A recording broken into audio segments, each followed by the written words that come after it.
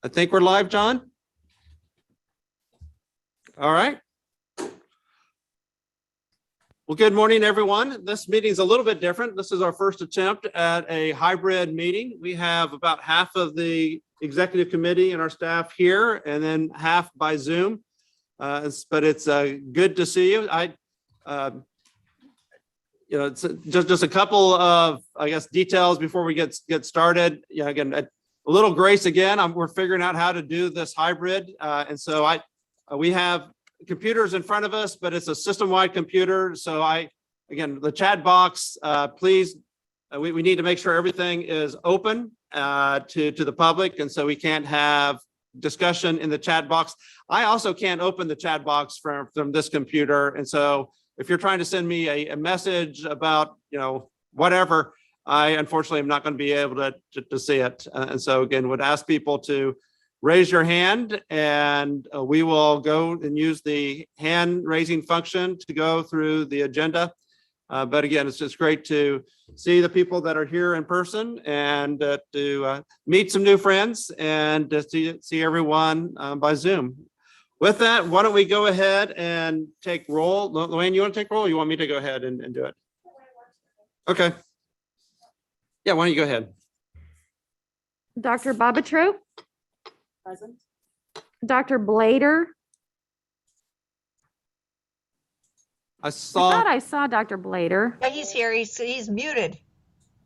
Okay. Now I unmuted. I'm here, and had I known you were going to be meeting in such a fabulous room over there, I might have driven up this morning. Looks great. Nice chairs. We'll see you next time. Dr. Borges? I thought I saw Dr. Borges, maybe not. Okay, Dr. Bryant? I'm here. Ms. Castle? I thought I saw Danette. I am here. I am trying to get to the mute. Okay. There we go. All right, I'm on. I'm here. Dr. Chapa?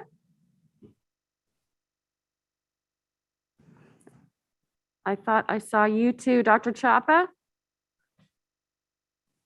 Here, I'm here. Okay. Nice to see you, Dr. Chapa. Welcome. Thank you so much. I'm so happy to be here with you all. Dr. Farmer? I'm here, present. Ms. Gaines? Here. Dr. Goodman?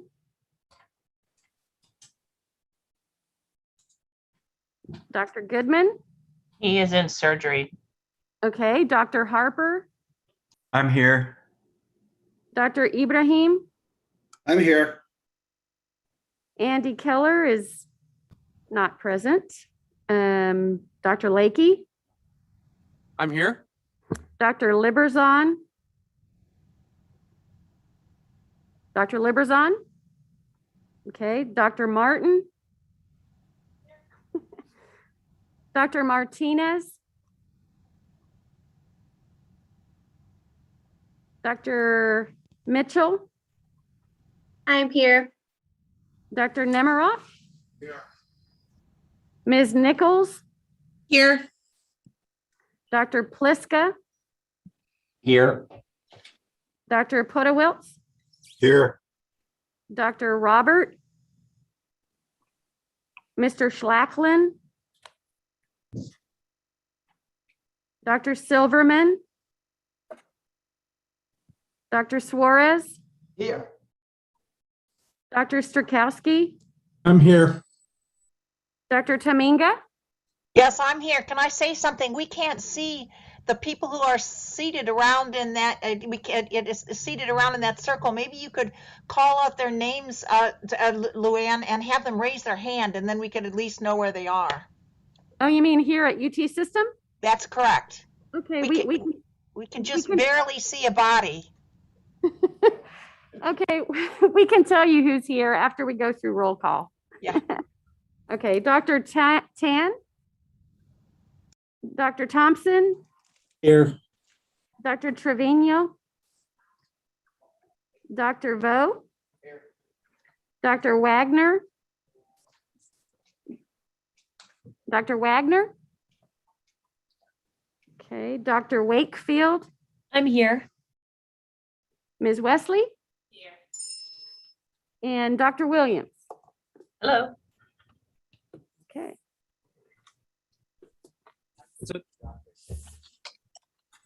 Oh, okay. So I will send him. So I have us at 25, so we're at quorum. Please keep your cameras on. Again, in order for us to follow the Open Meetings Act, need to make sure that if you're at home and attending by Zoom, that people can see that you're attending and are part of the meeting. With that, I think the next item of business is to approve the minutes from the last two meetings. We have, our August meeting was a unique meeting because we needed to prepare for the ARPA funds and the legislative session. And so it was very concentrated on that one topic. And we didn't approve the minutes from the June 18th meeting. So you have those minutes in front of you. If you would pull them out and take a look. And after you have done so, we can take a motion to approve them or change them. Move to approve. Okay. We have a motion to approve. Second? Second by Dr. Tamiga. And Dr. Farmer, was that you that made the initial motion? Or who made the initial motion? Potta Wilts. Otto Wiltz? Okay, very good. I have a question on them. Yep.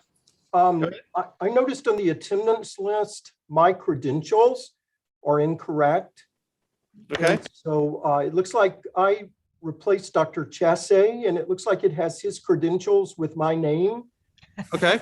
And so I just don't want to misrepresent my credentials. So those would need to be changed on those. Okay. Any other adjustments?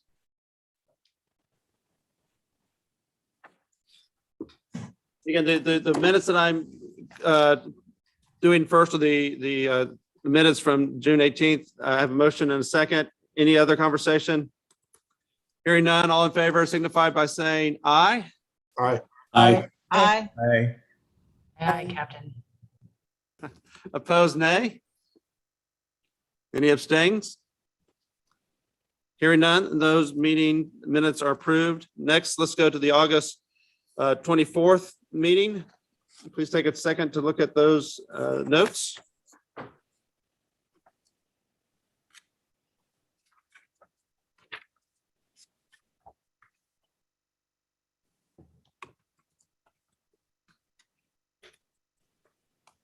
And Dr. Farmer will make the changes on these notes also. Thank you.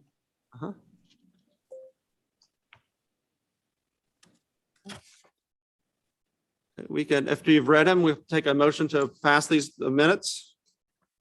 So moved. I have a motion by Alex Foe and second by somebody on Zoom. This is Ishan Ibrahim. Okay. Dr. Ibrahim, thank you. Yes. And if you could turn your camera on, that'd be great. Just because of the open meetings. Okay. Any further discussion? Hearing none, all in favor of passing those minutes, signify by saying aye. Aye. Aye. Opposed, nay. Anybody abstain? Abstain none. Thompson. Abstain Thompson. I wasn't there. Okay, Dr. Thompson is abstaining since he was not at the meeting. Okay, hearing no other discussion, we have, it was unanimous except for the one abstention by Dr. Thompson. Okay. Well, again, thank you all for being here.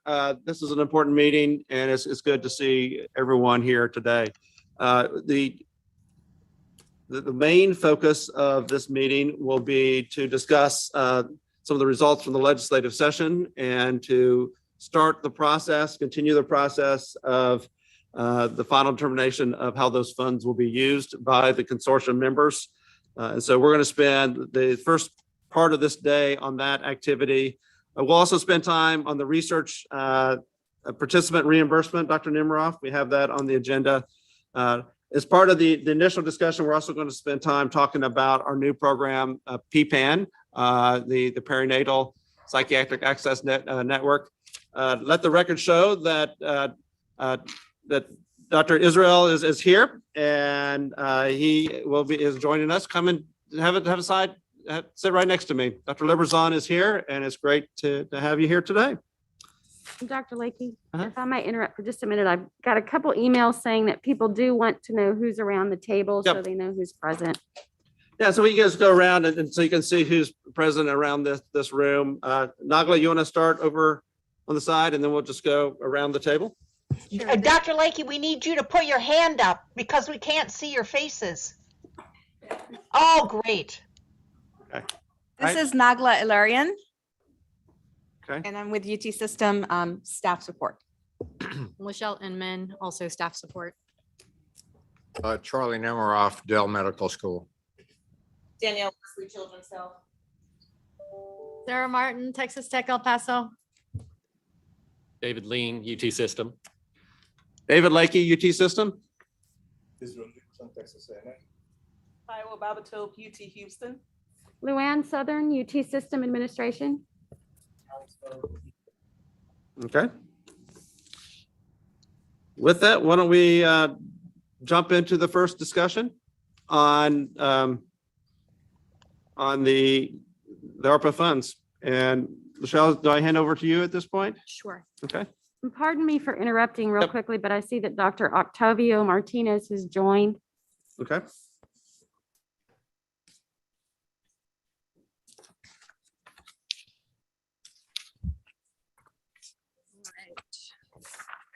So just a quick overview. I think everybody's aware of this, but we did get the ARPA funds allocated to us in the amount of $113,082,885.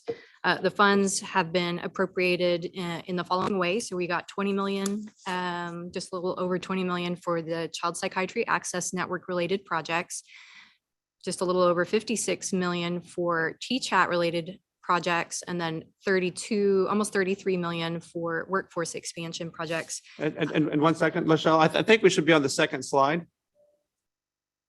Okay. And then 3 million for administrative expenses. The legislation allows up to 10% movement between the budgets that I just went through. And Governor Abbott confirmed this on November 8th. So as an overview of what, if you go to the next slide.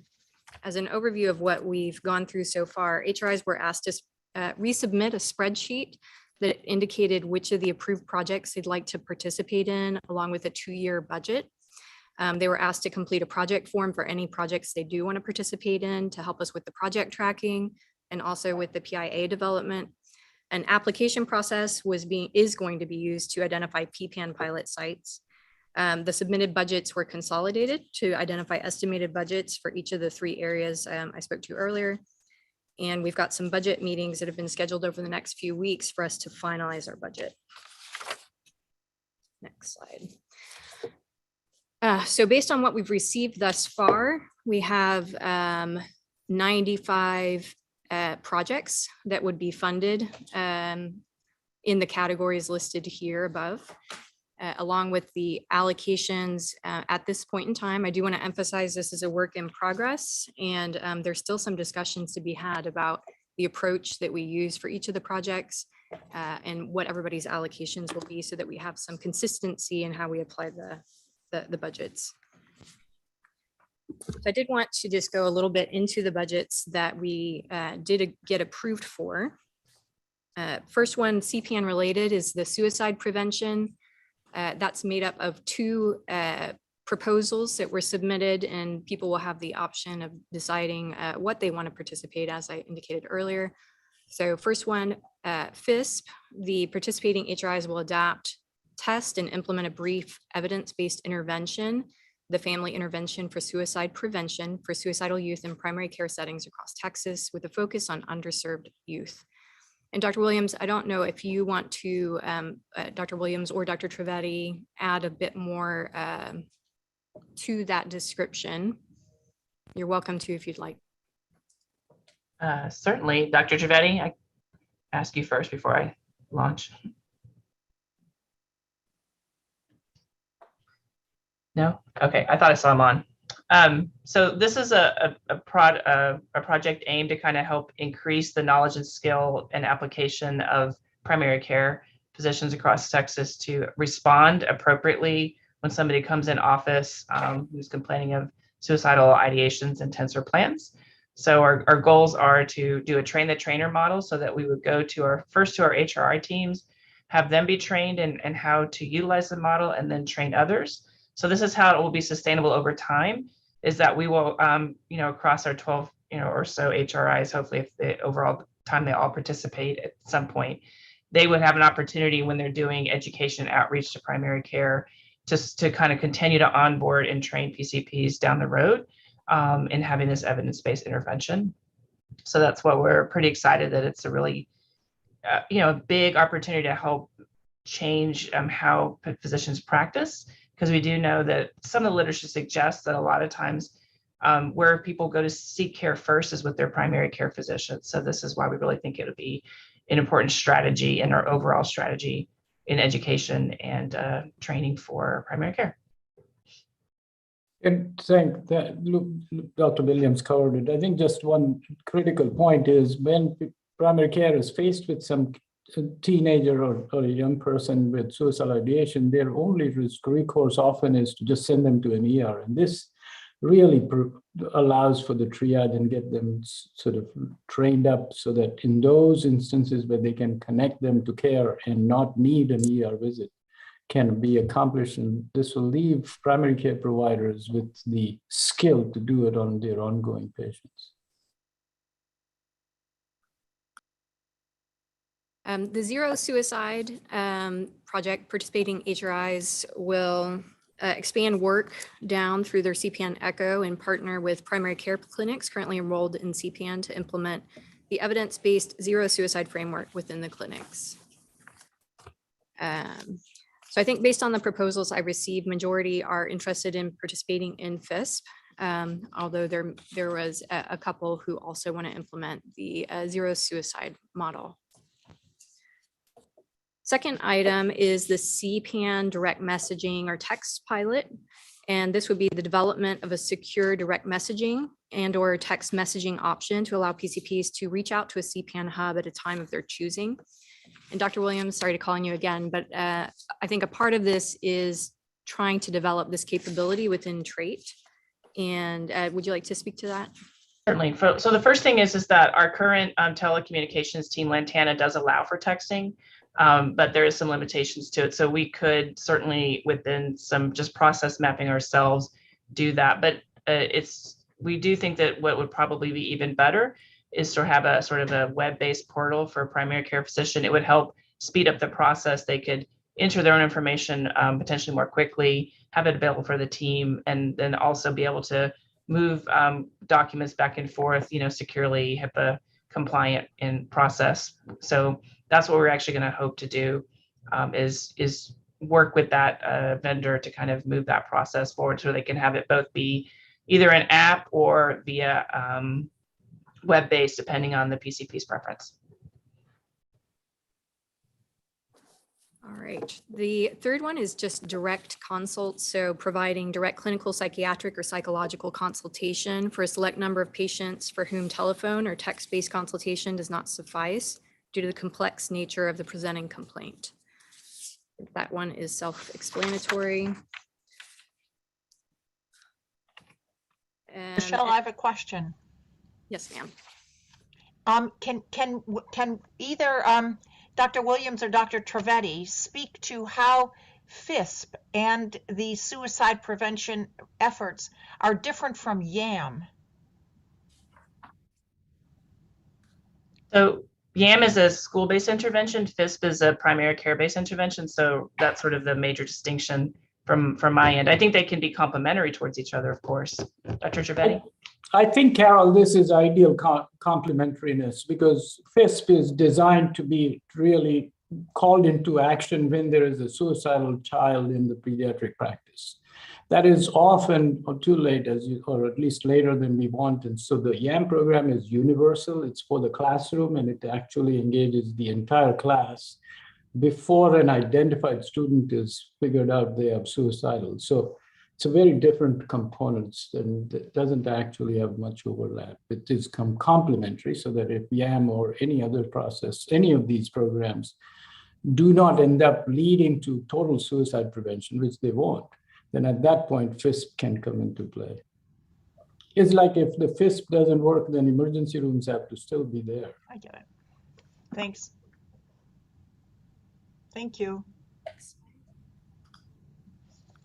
All right. The Pediatric Collaborative Care Initiative, this would have partnering HRIs fully implement early detection and treatment in primary care in one or more health systems.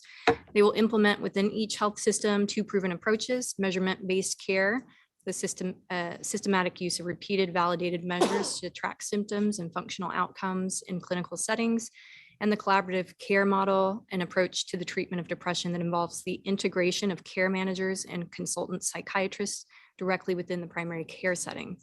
I know Dr. Keller is not here today, but I believe he has a representative to speak to this.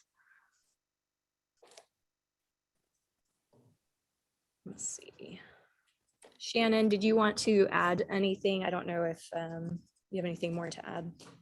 I don't. This is not my area of expertise, but I think you did a good job of laying it out. And there's been some groundwork on this last session too, allowing some Medicaid codes for collaborative care. So want to work collaboratively with those efforts. Great.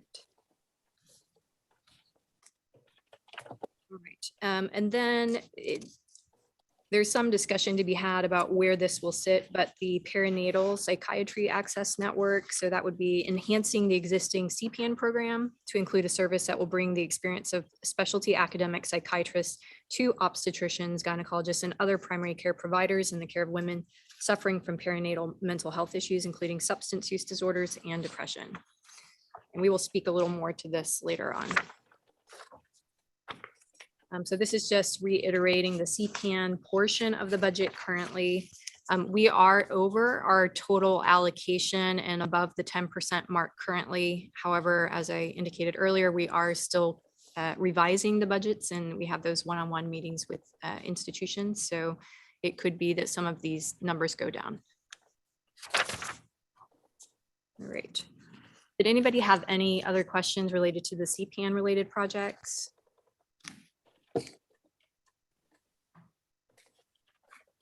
All right. I have a quick question. On Michelle? Yes, Dr. Plitzka. When on the CPAN committee, there was discussion about the direct consults would be, a statewide kind of initiative. And in other words, all the HRIs would adopt this, whatever the final final decision would be to go forward with direct consults or not. Was that still your thinking in terms of the budget? So not everyone chose to participate in the direct consults. And I think this will be a bigger discussion about how we provide services in a consistent way across the state. We don't want one HRI hub providing services in one way and a PCP gets a different service depending on which hub they're calling. Exactly. And so the item for discussion is if somebody chooses not to offer those direct services, I believe they would have to offer that as an option through another hub. And that could create some issues. And Dr. Williams, I know that you have some thoughts on this as well. I think the core of it is we want to have a consistent offering of the service. That is correct. And I think it'll be good when we get to that discussion. And I believe, Laurel, don't correct me if I'm wrong, but I think you pointed out at the meeting that the original design of the CPAN funding assumed that some degree of we were staffed at the level that it was possible to do that. Now, people may disagree at this point, but that we based that on the New York model where they do direct consults. Is that correct? So we based our budget off, yes, with one small, it's the Massachusetts team that we based the budget off of. And so the Massachusetts team has had the direct consultation piece in it as well. I've talked with Dr. Sarvet several times in the last couple of months to kind of talk through various things related to CPAN. And I think that's why I think whenever we get to that point, I think we should talk more about it. All right. So any other questions before we move on to T-Chat? All right, so T-Chat related ARPA projects. First one is just expansion of T-Chat into other regions, offering the service to more schools. The second one is the provision of additional sessions as needed. As we know, there's not always the option to transition a child directly into services elsewhere. And so this allows for that child to continue receiving services through T-Chat until such time as they can be transitioned out. Bilingual bereavement services. This is bereavement telehealth groups for a large number of multi-generational households in the region who have suffered from COVID-related mortality. So the proposal was that a cadre of bereavement specialists with bilingual service capability would be established to support those children and those families. Anxiety services that would provide face-to-face interventions to help address the increase in debilitating anxiety disorders being seen in youth that feature an avoidance of out-of-home activities such as school that will leave developmental scars and sustained impairment if not addressed early. And Dr. Blader, I don't know if you or Dr. Plitzka want to speak to that. You're welcome to. Sure. The main idea here is to overcome what, at least for these types of problems, would be a significant limitation of T-Chat services, where weekly or more often bi-weekly short-term counseling is not sufficient to deliver the sort of evidence-based care that's based on, the active ingredient is ultimately guiding people through exposure to things that provoke anxiety. So in a multimodal way, combining CBT medications when indicated, and so on. So it's it's important to address that, given that so many youngsters have, after a year of not going to school, and startup being in many locations kind of inconsistent, that's been a breeding ground for avoid and somewhat agoraphobic behavior, and so we want to help with that. Great. All right, the next item is evidence-based face-to-face and telehealth groups. So I don't know if anybody from Texas Tech wants to speak to this. This was a late addition, and it looks like you are the only HRI that signed up for this, but maybe after speaking to it, some other HRIs may wish to consider. Dr. Mitchell, are you unmuting? Great. Yep, I'm happy to speak on this one. So this is in an effort to be able to serve the abundance of kids that are needing services, especially in our region. There are many evidence-based groups that we know has a lot of support behind them and will allow us to serve more kids at once, instead of individual across the board. And so we wanted to build in some evidence-based groups here for a number of different things. There's some a transdiagnostic intervention group that we'd like to run. There are some groups for anger, dysregulation, and things like that we would like to run. And so this is just an efficient way to be able to provide more services to more kids. Great, thank you. All right, next item is trauma-focused expansion. So many of the children seen in the T-Chat program are experiencing symptoms of grief, stress, trauma, anxiety, and depression related to their exposure to COVID, the disruption in their normal routine, socialization, and lack of access to support systems. Trauma-focused CBT, unified protocol, and other interventions we use to provide longer-term counseling services for students who aren't able to engage elsewhere. So we had quite a few HRIs submit, or at least a couple HRIs submit proposals around this. I don't know if anybody wants to add to this, Dr. Wagner, or I believe anybody else. If not, I know this is pretty straightforward. So I would like, this is Carol Taminga, commenting on this trauma-focused expansion. I'd like Dr. Nemiroff to comment on this because, you know, we already have a trauma-focused service. It's turned out to be a service. It's trauma-focused research, but the services are a part of that as well. And I would hate to have two competing projects. I wonder if Dr. Nemiroff could comment. Thank you, Carol. I'll also ask Dr. Newport to weigh in. So thus far, we've seen almost 950 children in the trauma network, which is extraordinary. And obviously, we assess them, we're following them, but they're being referred into the community as well as at the local HRIs for treatment. So obviously, we would be extremely interested in making sure that evidence-based psychotherapy, at the very least, is being administered as part of this program. And there's no reason why we can't link this proposal to the research network because that's where the children are coming in. So I appreciate you raising that. We have a pilot psychotherapy project, which is about to launch, funded by the Haag Foundation, between UTMB and Dell Medical School to look at trauma-focused CBT versus cognitive processing therapy. But I think for the purposes of this proposal, we need to make sure that all the treatment is uniform.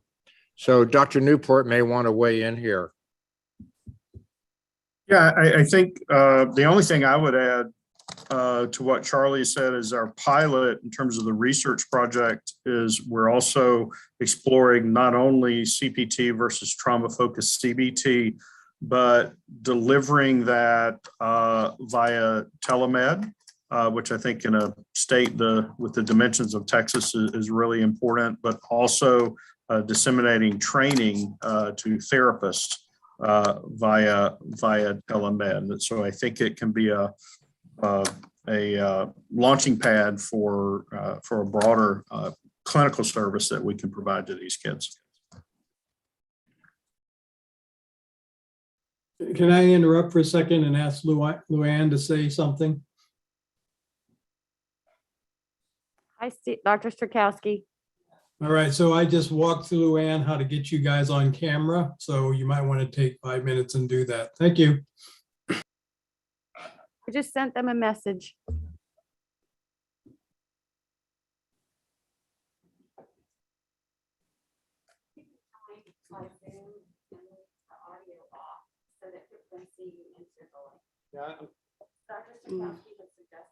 I'm trying to get my camera up right now to help you. So, but let's go ahead and continue, and we'll.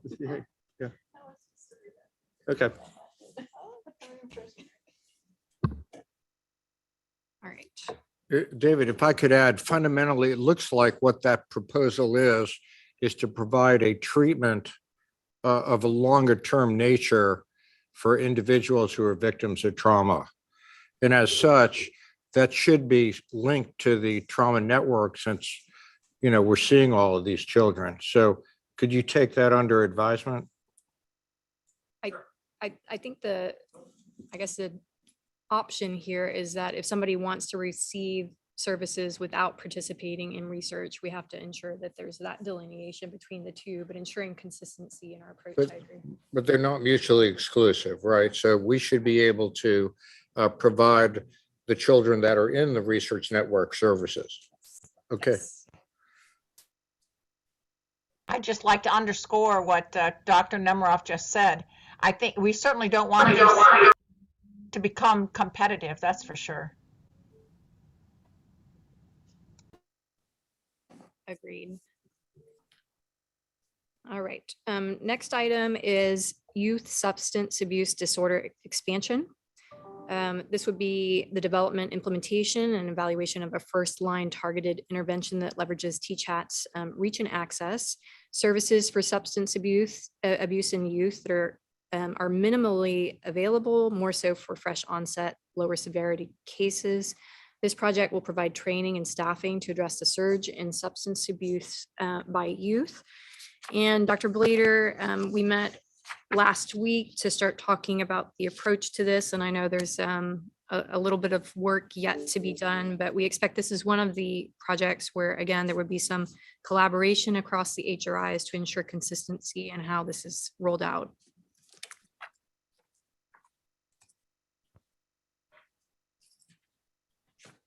All right. Any comments on that one? All right, next item. So Dr. Trivedi, I'm going to have you speak to the Youth Aware of Mental Health initiative. But as an overview, it's an interactive program for adolescents promoting increased discussion and knowledge about mental health, suicide prevention, and the development of problem-solving skills and emotional intelligence. YAM brings different learning methods together, with the fundamental components of the program being 5 interactive sessions, role-playing, informational reading materials, and posters for display in the classroom. So I would say a couple of things, and I can go on and on, but I think the issue is the following. There is a lot of programs, and you can go to the TEA website that lists a lot of them that are done in schools.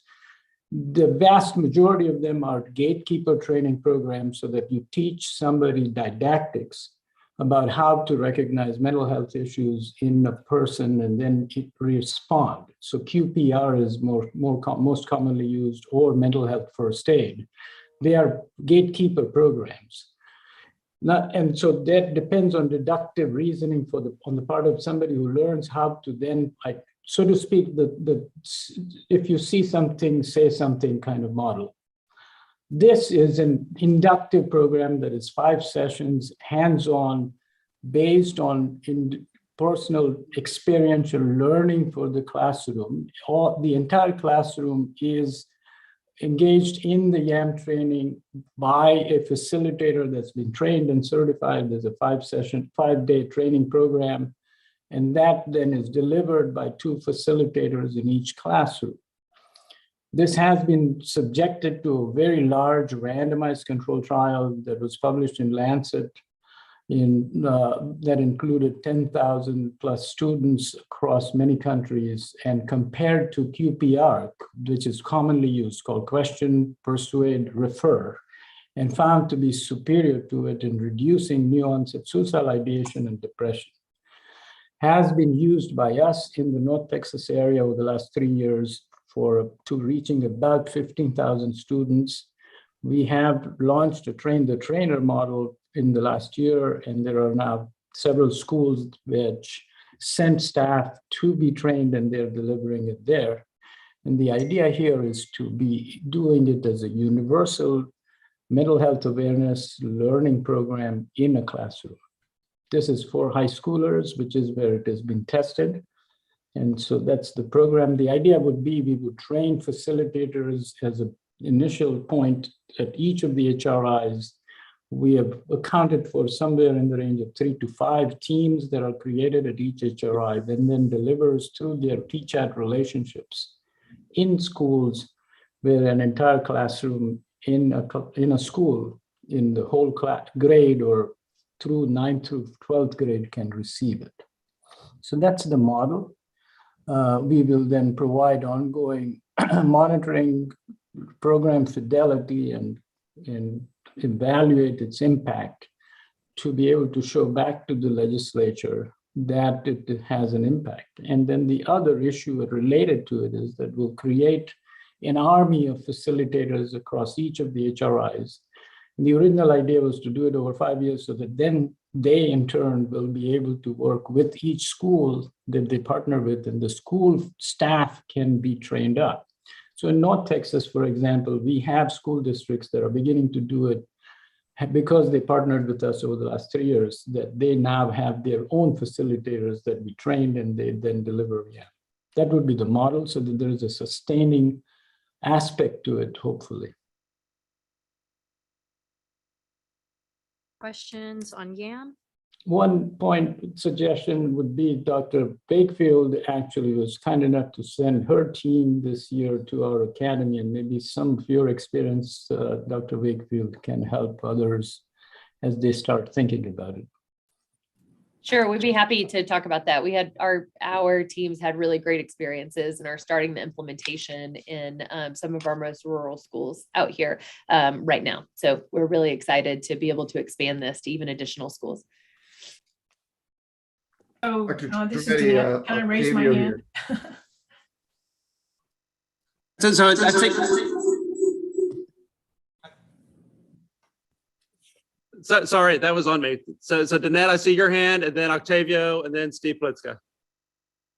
All right, thank you. So I think there'll be follow-up conversations on this, and I don't want to take up a lot of time today, but Dr. Trivedi, I appreciate your overview of YAM. I have actually taken a look at this as well as the recommendations were coming forward. It's actually quite similar to teen mental health first aid, which is done differently than mental health first aid specifically. There are even the same kind of comparisons that get made with not just first aid, but CPR specifically, that is really just unfolding and gaining strength in many areas of the state.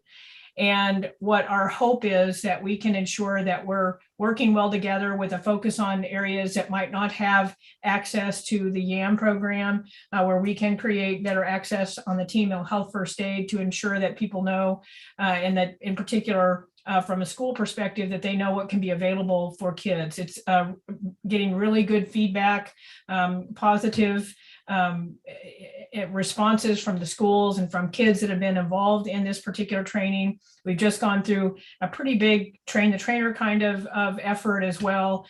And we want to ensure that we're not duplicating, but instead are ensuring that throughout Texas, kids have access to this important training.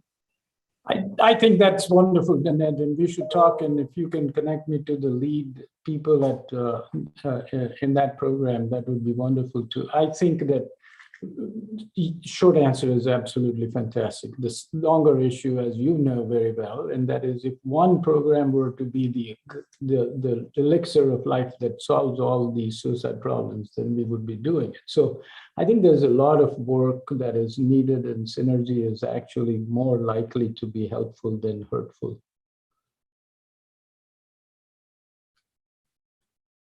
I think that if we can work with who your sort of setup, is that under your, I am always unclear who runs these things. So is that under you, Danette? It's under the Health and Human Services Commission. So in Sonia Gaines' division, that's where the statutory direction in terms of the mental health first aid program, and now including the teen mental health first aid, emanates. And the local mental health authorities do have responsibilities and obligations relative to implementation. It has been a really exciting opportunity, primarily because prior to mental health first aid being statutorily directed in 2013, we really did not have the authority at all to work directly with youth in schools. And it, was a high level of concern and pushback on that front.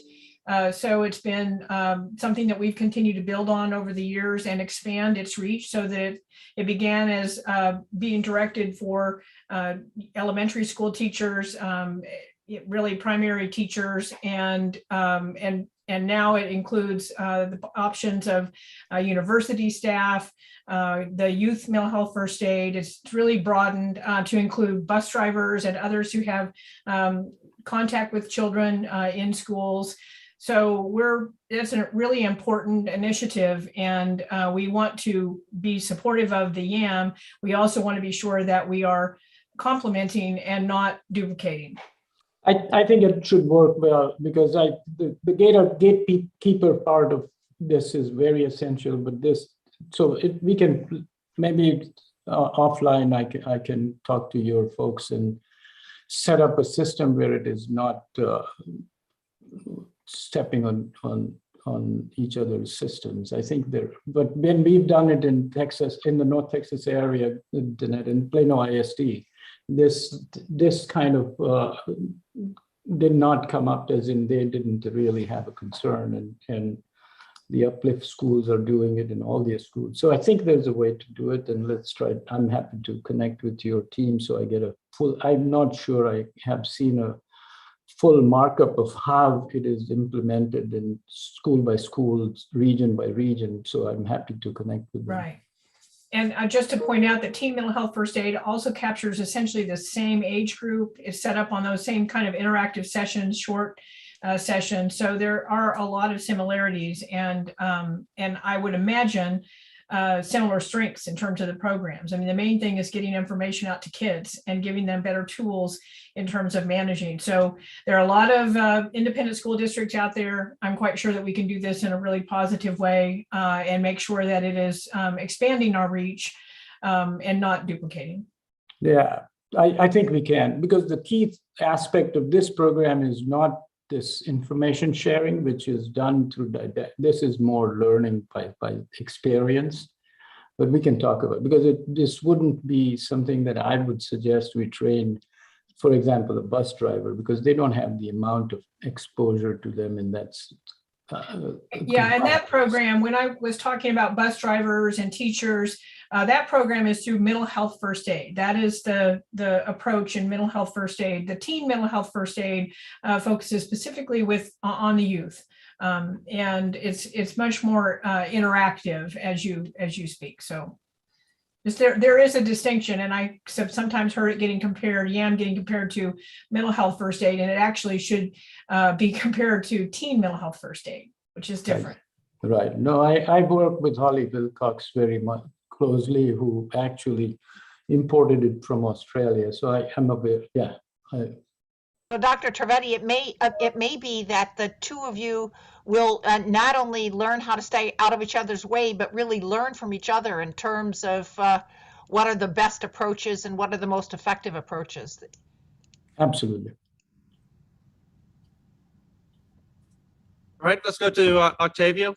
And thank you, Danette. I appreciate that, your comments, really do. And I think it's an incredibly important point that we have ongoing conversations to make sure that we are complementary and not duplicative of these programs. So, Octavio. Thank you, David, and thanks to Danette and Dr. Trivedi for that discussion. I'm totally, because very excited about movement toward more prevention and especially suicide. So 2 questions for you, Dr. Trivedi. One, are there other programs similar to YAM? Because as you point out, this is the high school cohort that looks at maybe middle school or even elementary. And 2, based on your research, have you seen any change in reference to stigma, how YAM plays out as it addresses these issues? So thanks, Dr. Martinez. And for the second part, as you know, the main impact that have been studied by the developers and through the randomized trial and us is really about coping skills, health literacy, and help-seeking behavior. Those 3 have improved, and we've shown that. We have a paper coming out in Journal of Clinical Psychiatry on that. So there is that impact. Going back to your question about middle school and elementary school, this program was developed, tested, and we then adapted it for the US population in high schoolers. So we have gone down to 8th grade. Below that, I think we have to develop a slightly updated version, because the role play and other sort of dilemma cards, et cetera, that are associated with it will have to be totally updated. And the learning happening in middle school and primary elementary school is very different than in high school. So it can be adapted, but we are currently just aiming to go for the high school and 8th grade at NEST. Does that answer your question? I think that there is other programs for elementary school kids that have been shown to be efficacious already, like good behavior games, and maybe a solution would be to use that rather than change this for elementary school, because for different ages, there is a different construct to be, in my view, at least. Correct. Thank you. Appreciate And that. I would like to follow up for just really quickly to that same question, Dr. Martinez, if you'd let me. The mental health first aid, one of the things that we really discovered early on with our experience with mental health first aid, and particularly as we gained strength throughout various areas of Texas, was that it was without talking about stigma or stigma reduction or it being a stigma reducing kind of initiative, it really does yield that kind of benefit. And it's turned into such a more positive way of addressing it, because you're not talking about how can we get rid of stigma, but you're just really talking about mental health and beginning to do it in a way that creates a higher level of comfort for people, a higher level of confidence that they can know what to do and what steps they need to take, whether that's personally or for helping somebody. And we really, it anecdotally gets talked about as the best anti-stigma campaign that anybody can have, that really increases and enhances people's understanding and therefore begins to reduce the stigma associated with mental health conditions. I can't say sort of that was so I can't say anything better than what you just said, Danette, because I think that there are pure head-on anti-stigma programs. These programs, especially mental health first aid and even YAM, is designed to increase knowledge, awareness, and in the process reduce stigma. So we see the same. Thanks so much for your explanations. Better than I could have done. Thank you, Danette. Thank you, Dr. Trivedi. Danette, did you have another comment? I see your hand back up. Well, my hand is up for another follow-up. So I think there might be some people before me. It's a different issue. Okay. I stepped into that one because I wanted to follow up directly with that line of conversation. Okay. Well, let me go to Steve Plitzka, then Sarah Wakefield, and then I'll get back to you. Okay. Okay, thank you. Just on some practical logistical issues with this one, McDuder, we haven't had any contact with you. Are we going to be doing, when the budgets are finalized, will then you be reaching out as far as the details and hiring and protocols? Will you be the point person for doing all of that? Yes, we. I don't know, the point person probably still will be Lachelle, but I'm happy to contact each of the HRIs. I think once this committee agrees, this is worth doing. Well, it's great, and it's also, I guess, Lachelle will select which individuals will be in the program, I presume, as part of this process today as well, which HRIs.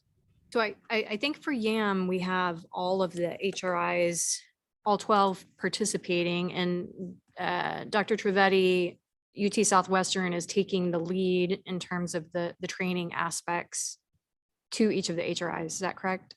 Yes. So we will need to set up a meeting for the participating HRIs to discuss that implementation process so everybody's on the same page. But we'll be there with Steve helping and helping you orchestrate that. All right, very good. I want to note that Dr. Borges has joined us. And so then Dr. Wakefield, your next question. Yes, great. Thank you. And Danette, thank you so much for bringing up teen mental health first aid. That is one of the things that we really thought through when we engaged in YAM last year, was thinking through the mental health first aid programs as well. And I think, there are some things that we found that we thought YAM was a little bit more, the age range is a little bit wider than teen mental health first aid. And there are a few other things, but you're right that they're so similar that I think it is important that with the HRIs that are thinking about implementing these, that we look at what the LMHAs are doing in our areas and trying to target schools that don't have teen mental health first aid right now. And just realizing that youth mental health first aid and mental health first aid are very different than teen mental health first aid. They're there to help adults identify when someone else might be in distress and to know how to respond. And so they're very complementary to either YAM or teen mental health first aid. And then the other thing that I'll say, because Andy's not here, I'll speak for him, that there's so much need out there that we could take 100 million different programs like this to help children know how to cope and identify what's going on with themselves as a prevention program and still probably not meet the need. So I think this is a great opportunity to try to target different schools that don't currently have teen mental health first aid and expand and get some more data on which techniques really help us the most and are the most consistent in preventing suicide and for our children. The crisis is so great. Do you know, Danette, how many school districts in the state are currently implementing it in all their classrooms, or is it pilot, or how is it working in Texas? So Sonia probably has data, probably not at her fingertips or off the top of her head right now in terms of the number of schools, because I know we do report data across the system into the state. So that could be a part of a follow-up conversation and certainly a way for us to think about, what areas are strong. We do also have a number of the education service centers where we have a staff person who is employed by the local mental health authority who is embedded at the education service center and is part of helping to coordinate training of various sorts.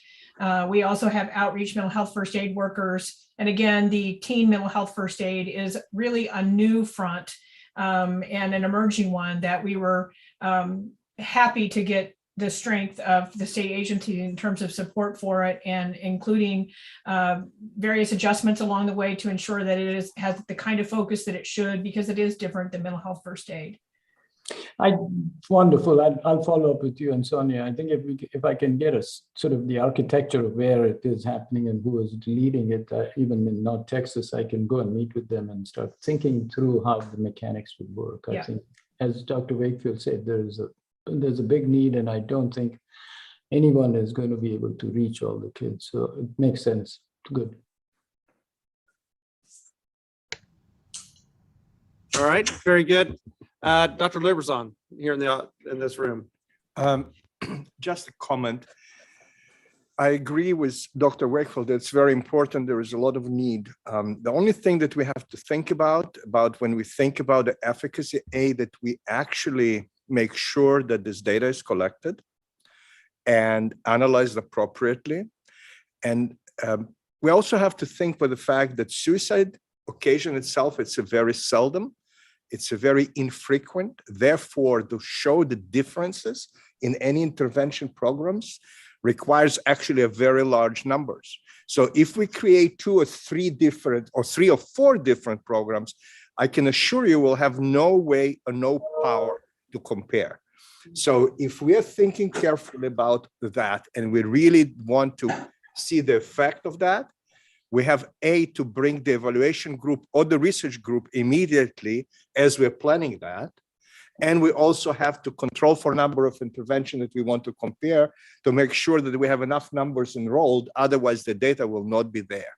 So this is my comment. While I applaud the intentions, I think it's a very important. The reason that the data is not there is not because people don't want to study that, but because they don't really attend to those specific questions from the beginning and usually run in at the end when the program is already in place to see, can we collect the data, which becomes non-analyzable. So I think we should think about it ahead of the time. So thanks, Israel. One quick point, so you know, we built in the evaluation effort in there already, and I can send you something that we've been using for the effort in North Texas that will give you a flavor of what we are evaluating already.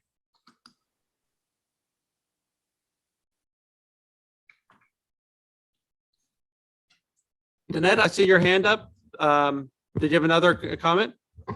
Yeah, so this is I'm going to ask you just to backtrack. I don't think you have to go back to a previous PowerPoint presentation or previous slide. But on the slide that had the anxiety services, as that was being discussed, I was trying to get my head around a question or a comment. And I'm not sure which it is, but other than to say that anecdotally, the feedback that we're getting from our folks who have a high level of interaction with youth in schools and the stressors that are surrounding that, there's a lot of stress in terms of going back to school from some youth around going back to school where people are not going to be masked, where you may have people who are not vaccinated. And there's a lot of stress, as we well know it, across our state in various ways in different school districts, and angry parents, and that much of the anxiety seems to be stemming from those kind of issues. And I'm interested in knowing whether or not there have been conversations about that and how to address those kind of real circumstances that are playing themselves out in these kids' lives that are not, about anxiety generally, but about real life issues that are causing anxiety for kids as they try to get back into school settings. Involvement in activities outside of home. I don't think it's just about kids having been out of school and now trying to get back in. It's about the circumstances they face when they are getting back into schools.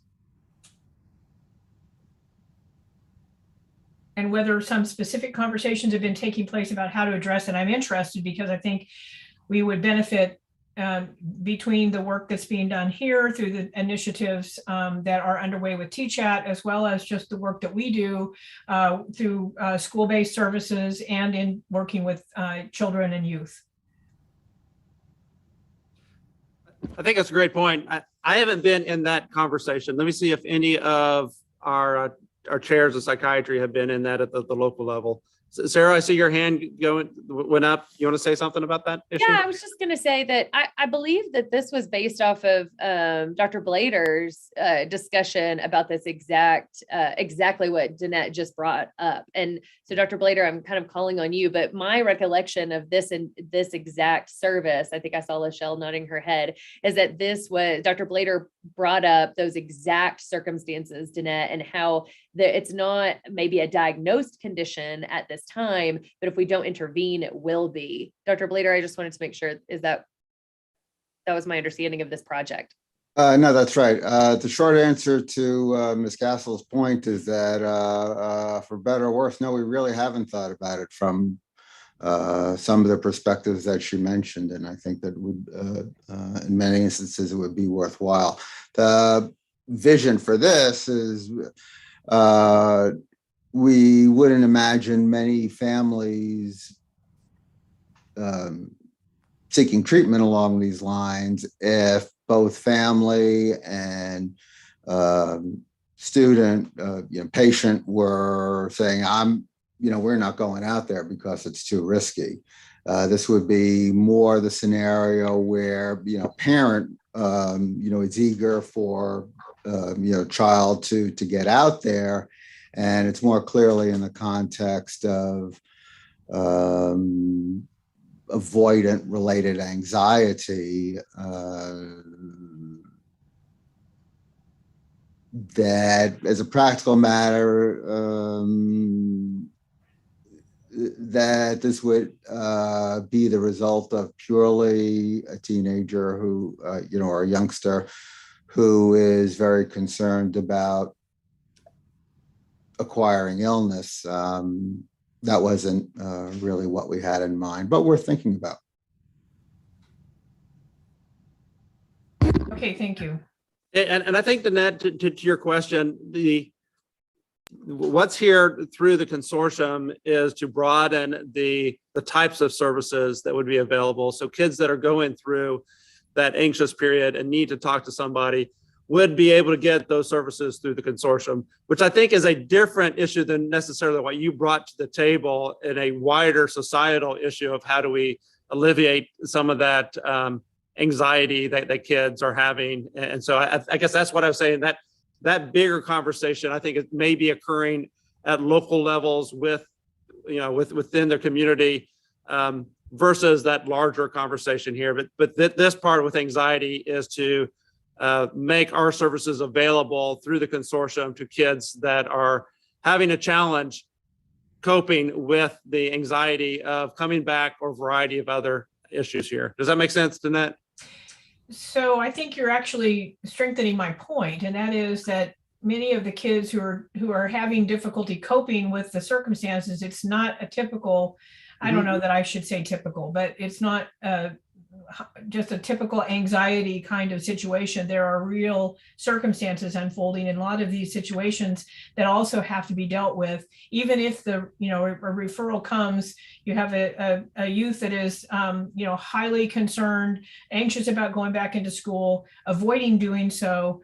How do you manage the fact that some of what may emerge from that and your approach to treatment is that there are real situations out there that they're trying to deal with that are pretty complicated, sometimes political, and they're caught. So this not to be answered today, but I just would be very interested if, as this goes on, as we learn from it, if we can help some of our practitioners out there know how to manage those kinds of situations that they come across. And I think it's more often than not in some of these situations that they come across those real kind of situations that really require some, maneuvering, negotiating, handling in ways different than what we've handled before in terms of a traditional kind of service for a child or a youth. Very good. So I'm going to go to Carol, and then I'll go to Israel, and then Sarah Wakefield, and then Alex. So Carol? Thanks, David. I see Sonia Gaines on the telephone or on this call, and I just wanted to make sure that we had answered all the questions that she might have about the YAM project, the suicide prevention with youth. And I'd love to hear from her. Oh, no, I think Danette's questions were along the same lines that I might, bring up. And I would echo that, collaboration and coordination are going to be key so that we're not, we don't have the LMHAs and the universities kind of, knocking at the same doors at the same time. I think that's going to be increasingly important. And I do have data, Dr. Trivedi, if you want to get together about, where those services have been provided, and happy to meet with you and talk about that. Wonderful. I'll send a follow-up email to you and Danette. I think that will be key. Thank you. Thank you. Yeah, thank you, Sonia. Again, we need your help and Danette's help as we roll this out. So I really appreciate the work that you're doing. All right, Israel. Yeah, thank you. Oh, okay. Thank you. Can you hear me? Yeah. I appreciate the time, David. And I appreciate, Danette, very much your question. I think that traditionally we think about treating anxiety in terms of excessive anxiety, in terms of what is unusual or not appropriate or too limiting to with respect to the individual. Now, there's a different conditions, and usually that occurs even in trauma situations when the trauma is subsided. But there is an additional condition when the threat and trauma are present. And often we deal with that in many circumstances. We deal with that with the children who are traumatized, but they still remain in the family that are potentially risky. We deal with that with the young adults when they're in the military and they might be traumatized and they go back into the field. We deal with that in many situations. What you're describing is a reality. And reality is that there is a still threat of pandemic. There is still threat of being affected. So how do we deal? How do we deal with anxiety versus the real fear, which is realistic? And the concept here that should be invoked and thought through very carefully is how do we increase resilience? Rather than thinking about that, how we deal with anxiety is how do we increase resilience of the kids or youth that are continuously exposed to potentially threatening situation. And one of the first steps for that, developing program that helps them to distinguish what's realistic threat and what is exaggerated threat. And that actually will reaffirm and validate some of the fears which are natural and important, and we cannot take it away. Society creates situations at times that we cannot solve, but at least we can try to help our kids to deal with that. So I absolutely applaud your question, because I think that that component has to be thought carefully and added or considered, especially when the threat increase. But as I said, it's not only for the kids who are exposed to COVID, but it's for the kids who continue to be in the threatening situations for whatever reason they might be there. I mean, if somebody lives in a really, really bad neighborhood and there is a shooting there every month or so, they will be scared to go out on the street at night, regardless of whatever we see, even if they have phobia or PTSD that we are addressing. So one needs to create a program that allows them, to survive and thrive within a threatening environment, recognizing the real threat, protecting themselves, and at the same time taking care of the symptoms. So I think you pointing out an important component that needs to be addressed by our network as well. Thank you. We're going to go to Sarah Wakefield, then Alex Foe, and then we're going to need to move forward and with the presentation. So Sarah, then Alex, and then we're going to move forward. Sure, thanks. Yeah, Danette, I was just thinking through your question about, and Dr. Lakey's question about what's happening on the local level. And I assume that a lot of HRIs are doing this as well, but we have been engaged with our education service centers and through our ECHO program with schools and counselors and pediatricians.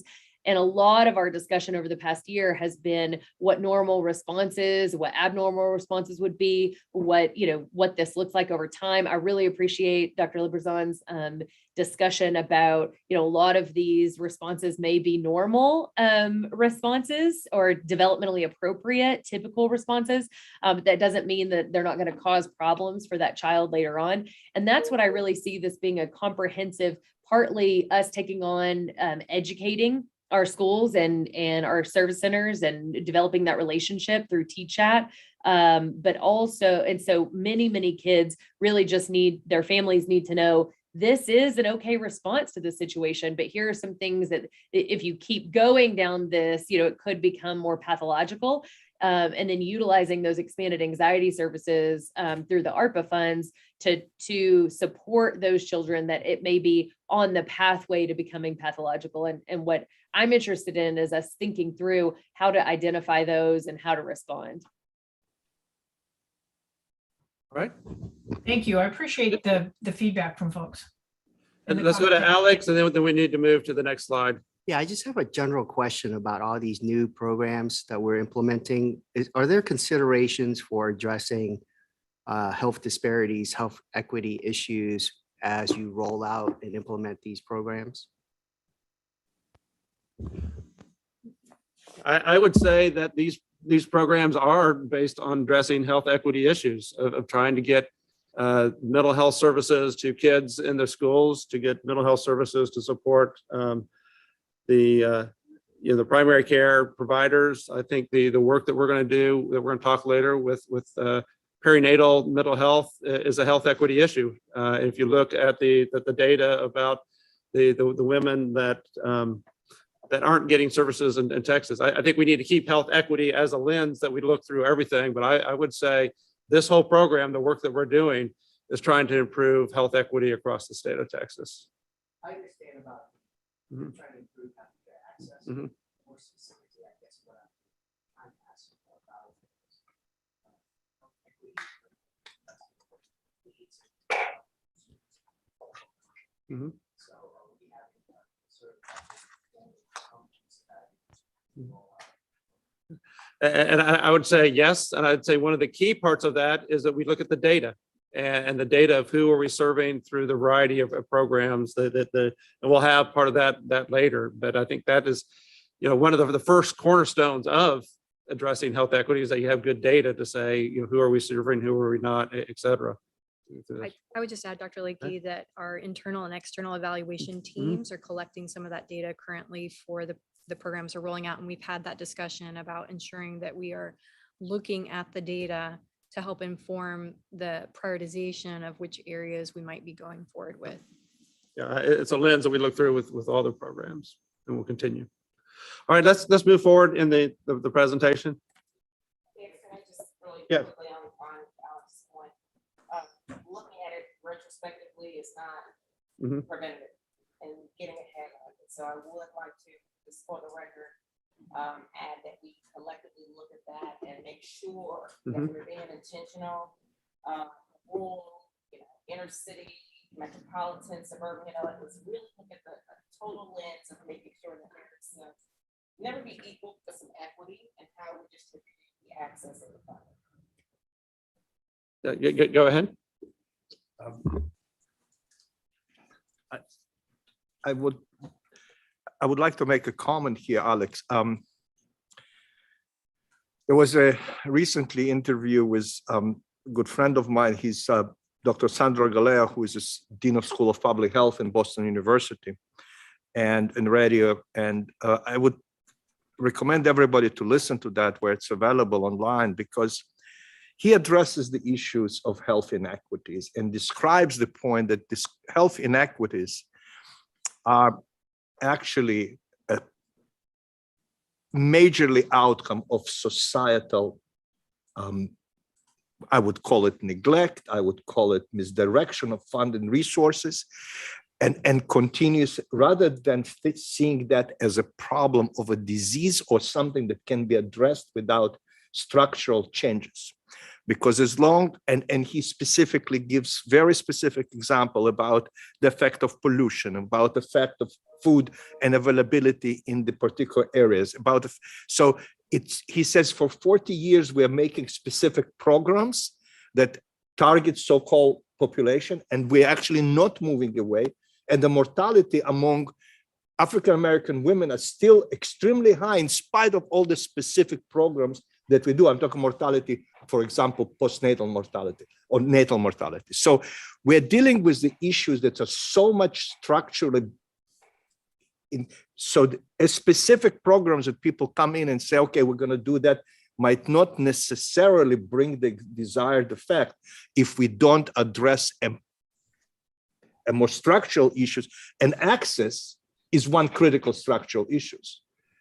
So to me, access that Dr. Lakey was talking about is a critical point, and understanding which component of the population are the critical point. Is it a rural population doesn't have access? Is it a rural population in East Texas, which are also racially different than rural population in the West Texas? And that's one of the components. So I believe that we are actually directly addressing and hoping that that's one of my own peeves, that why we don't have research network extended ARPA funds, because that could address additional questions that are critical to address in order to overcome this, or try to overcome those structural issues. Well, I don't disagree with you at all about access being a critical component and changing the framework of the structures.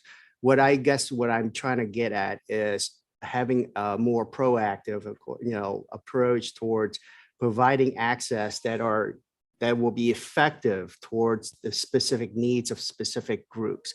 Because one size does not fit all in terms of access. And that's all I'm trying to say is, are we considering different needs of different population as we're providing a YAM approach or a FIST approach or whatever? It's just having those nuances for those population and on top of the access issue, I think are key considerations that we have to have. That's all. Okay.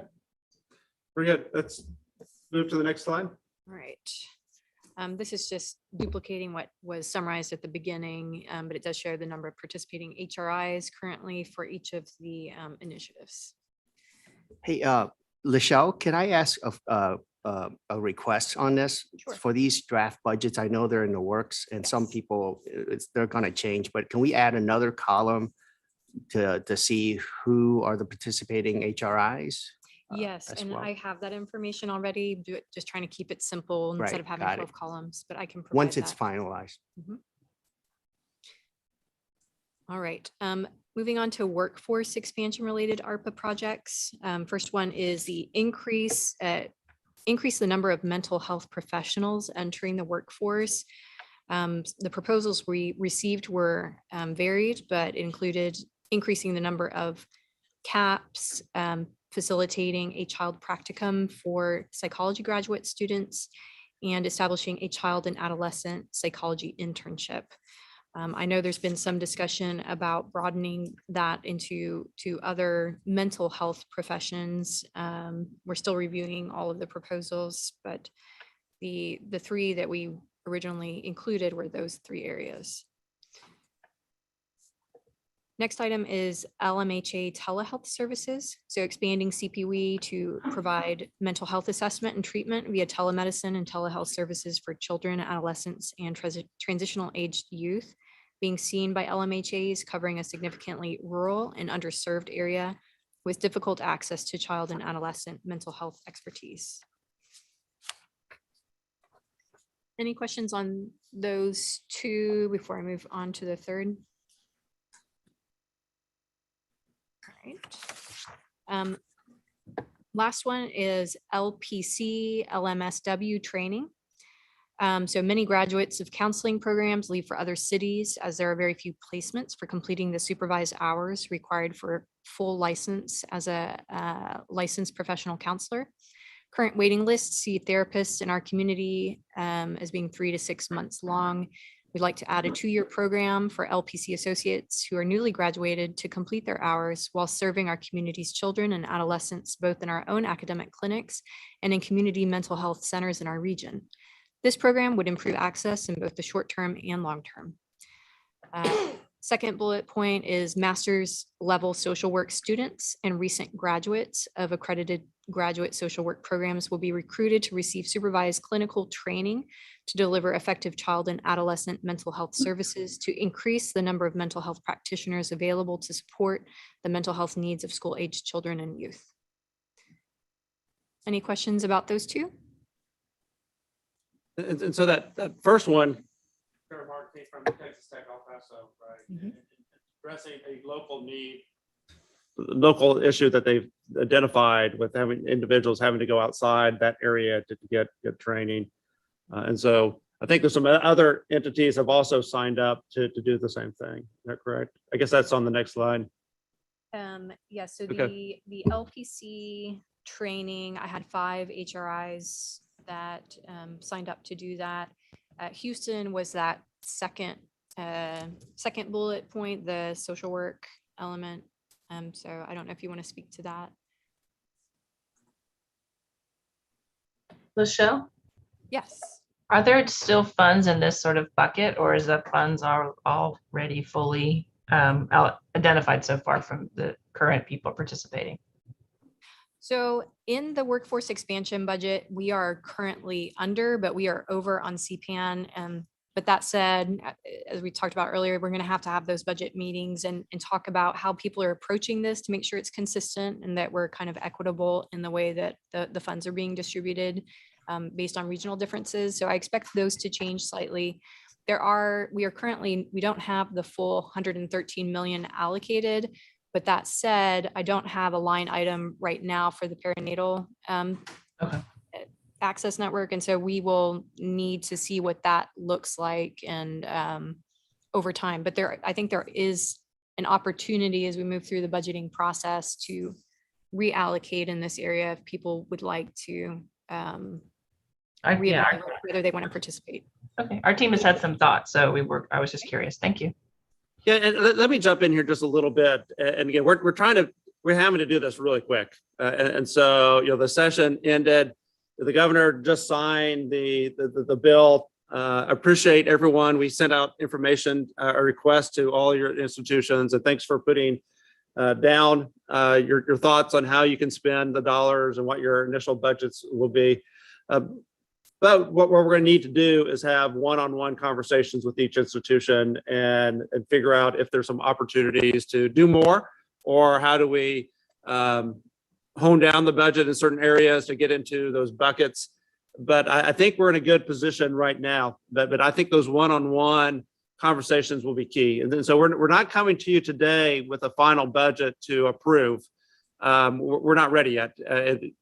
We just need to have that time of talking with each institution one-on-one. And so as you hear the conversations today about what some of the other institutions are doing, if there's an opportunity that as you look through that your institution could help with, please think through those things and send it to us before the one-on-one conversations, but we will need to kind of bundle that together and then come next meeting with a budget that we can vote out. Understand there's going to be some adjustments just like every year with it, but we do have some room right now if there's institutions that can say that we need to do a little bit more in these buckets that we're describing today. Does that make sense, Laurel? Okay. That was all I had on this. So it might be good to jump right into the perinatal psychiatric access network slides. And again, we haven't defined a final budget number for this. We have sent information out to all the institutions.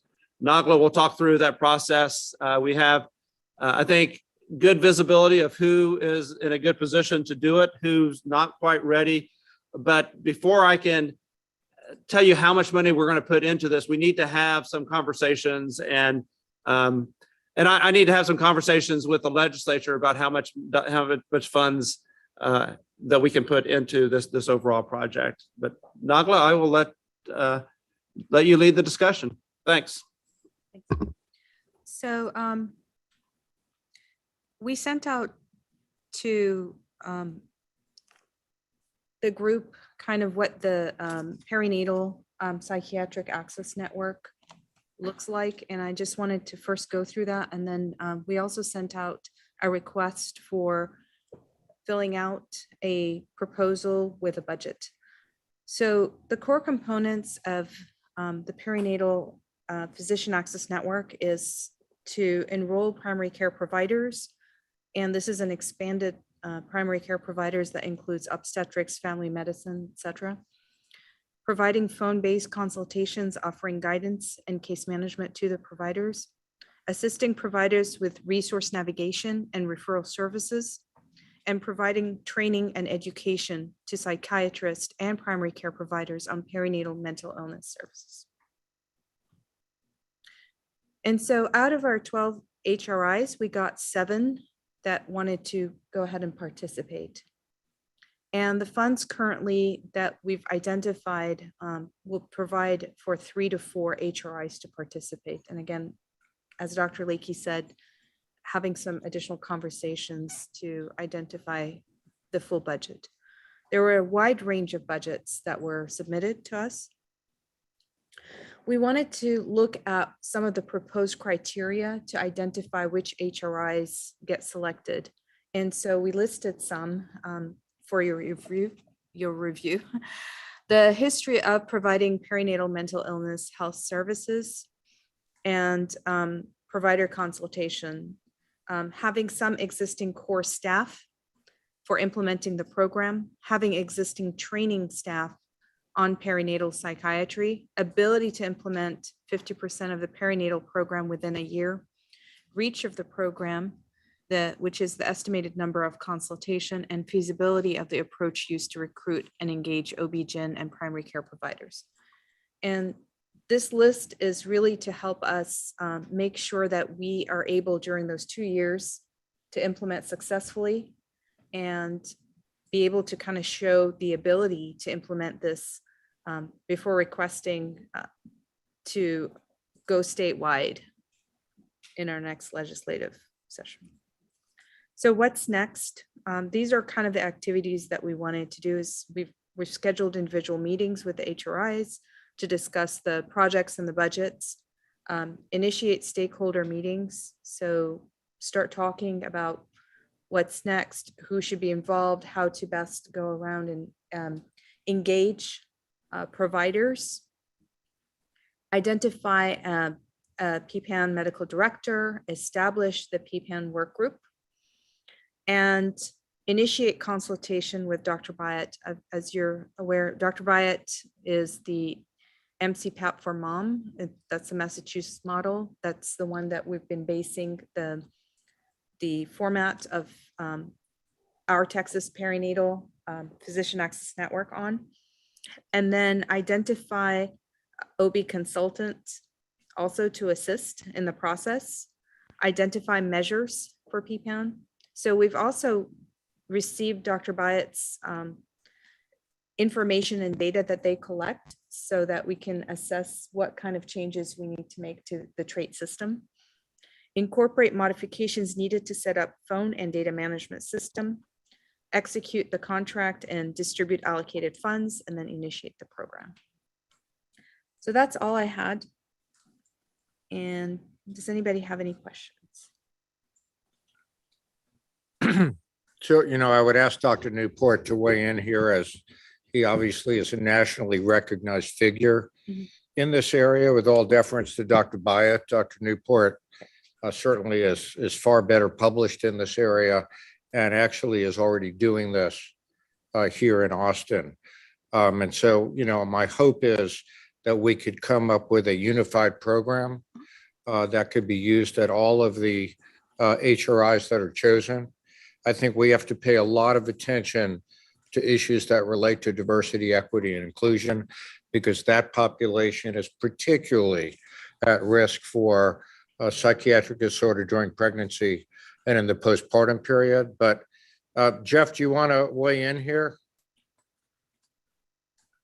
Yeah, I just a few comments. I think,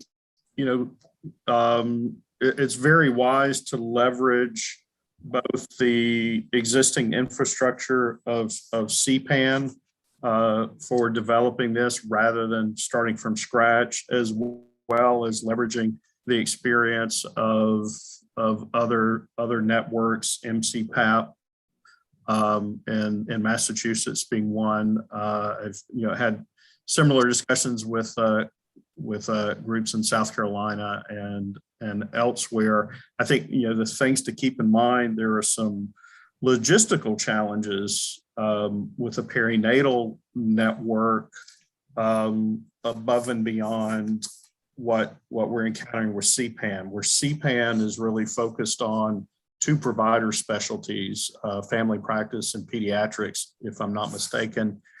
The providers who are going to be interested and need support of a PPAN network are going to be much broader. OBGYN, family practice and pediatrics, certainly, but also psychiatrists and psychologists and so on and so forth. In addition, I think one of the other challenges, and I know this was one of the things I was struggling with in terms of formulating a budget, if we're going to provide 40 hours of coverage for a service to be available to take calls during business hours Monday through Friday, that's a bit challenging, because there are not as many people with perinatal psychiatry expertise as there are child psychiatrists, and identifying those people who have the expertise so that we can cover 40 hours per week among the faculty is going to be challenging, I think, for any of the HRIs that might participate. It's not an insuperable challenge, but it is one that we face, and we'll have to be, I think, creative and looking for solutions on how we might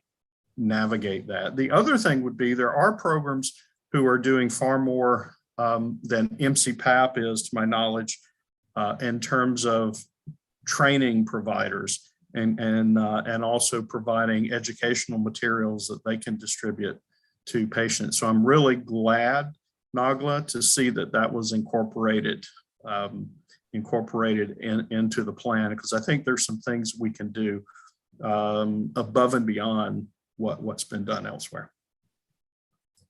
Okay. We're going to go to Dr. Wakefield, and then Dr. Tominga, and then Sonia Gaines. Dr. Wakefield? Hi, yes. So I'm obviously really, really excited about this project. Thank you so much. I do have a couple of comments that came up in respect to what other people have said, and then one additional comment I wanted to share. I totally agree that we have got to train not just our OB-GYN colleagues and family medicine colleagues and nurse midwives, but also our psychiatry residents and our psychiatry colleagues. And I think that must be a huge component of this initiative. And then that over the course of TSPP and TSCAP the last few days in our meetings, it's come up even about CPAN, how nice it would be to have other psychiatrists and non-academic child and adolescent psychiatrists to be able to call in that line too. So I just wanted to mention that here, that there may be an opportunity to even expand CPAN to additional clinicians. And then my third comment, which was really what I raised my hand to say, is that our teams who have been talking about CPAN and from educating about CPAN to our community have begged and begged and begged, and I support them, that we change this name from PPAN to something else. They just don't see how they're going to say PPAN over and over and over to people. And so I wanted, we came up with some additional potential names, but I wanted to know if there was some room in there so that we didn't think we were talking like we were urologists. Okay. Yeah, I think we can look at the name, and there's pluses and minuses to a variety of names that have been sent to me. Is it CPAN for moms, and so is it a child psychiatric network for moms? Does that make sense? There's a variety of other names. I think process-wise, right now, makes sense. We put this up there, but we will select institutions that we believe will be ready to go. And then that group, I think, will be helping us to structure how do we move it forward. But again, the variety of names that I've seen, all of them have pluses and minuses related to how they convey the significance of this program or may cause confusion. Okay. Carol, why don't we go to you, and then Sonia, then Octavio?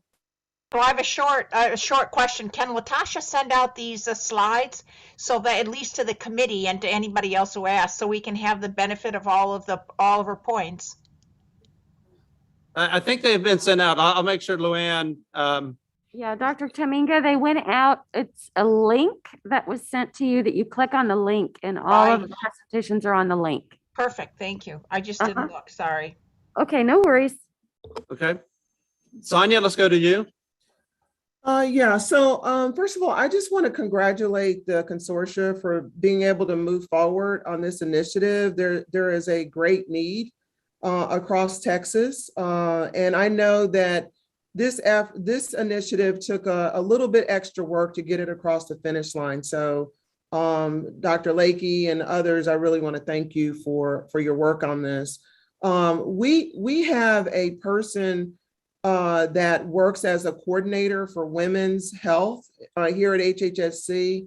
Her name is Joy Borges, and I know that she was really very interested in this program because of our neonatal programs that we have, and programs for pregnant moms here at HHSC. I would really urge you to get Joy involved in the planning process.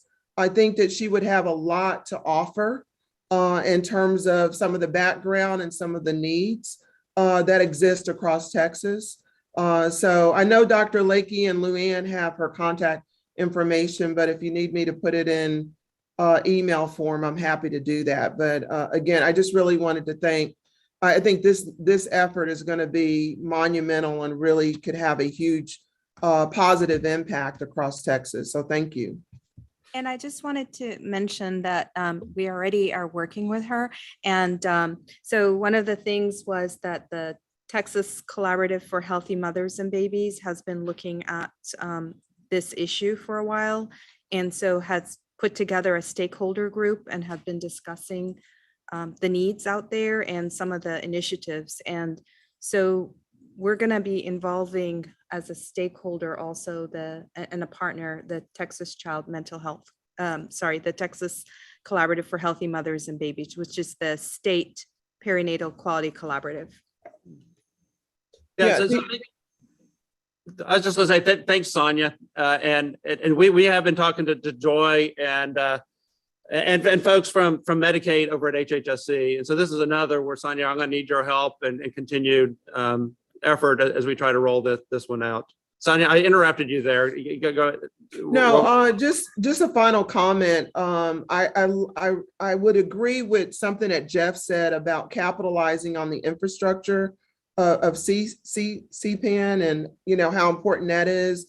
And also from a marketing standpoint, I know you guys are thinking about the name. I know from my background and in terms of my business background, there's a value in maintaining names if you can kind of make it apply to more than one thing. So you might want to give some thought to that. The more names you have about a same kind of thing, the more complicated it is and less easier for people to understand what it is. Okay, very good. Thank you, Sonia. Octavio, I see your hand. Thank you, David. I just wanted to also add on, and I think this is tremendous development. And once again, just like suicide prevention really moves also some of these activities of the consortium more into the population health, more into prevention, thinking about the impact this could have in decreasing ACEs. But to stand up also Charlie's comment about DEI and also really support Alex's point about really being intentional for us thinking about where we do have an impact that we can make, like here, addressing diversity, but also to do that, as was pointed out, training and education of our current psychiatrists, but also our trainees is tremendous here, where we can really instill the right type of approach, the skill sets, team-based approach, interdisciplinary, to have the impact that we know that we could, when working together, actually have. And I think that intentionality and recognizing also the structural issues that we actually, as psychiatry, and this is now, we are structural, the Texas Child Mental Health Care Consortium can have an impact on not only psychiatry, but also the other fields of medicine. So just wanted to really stand that up. Thank you, Octavio. Any other questions or comments from anyone in the Zoom land or here in the actual room?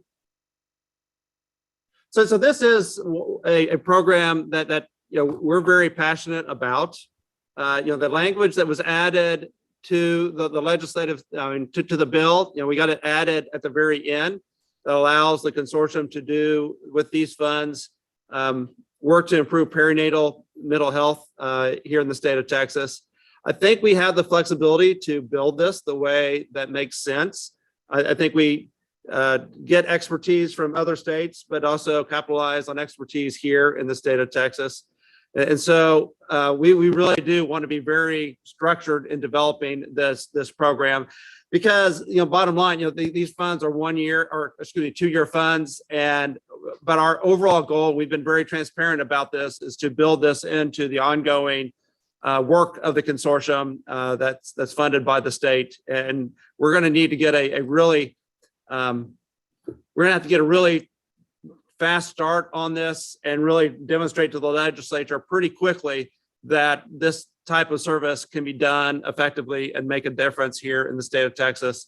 And then we'll need to build it out. And the goal will be to build this out statewide, after we start this pilot and make it a short pilot, demonstrate the effectiveness of it, and then take it to scale very, very quickly.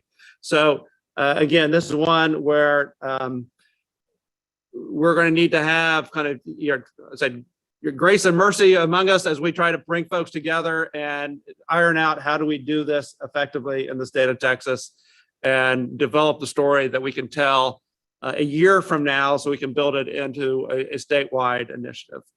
Okay, so we've gathered that information from all the institutions. We're looking at budgets. We'll have some discussions with institutions to make sure we understand budgets, but want to do this pretty quickly and get moving on getting that group together to help us decide what this will look like here in Texas. Okay. David, just a question.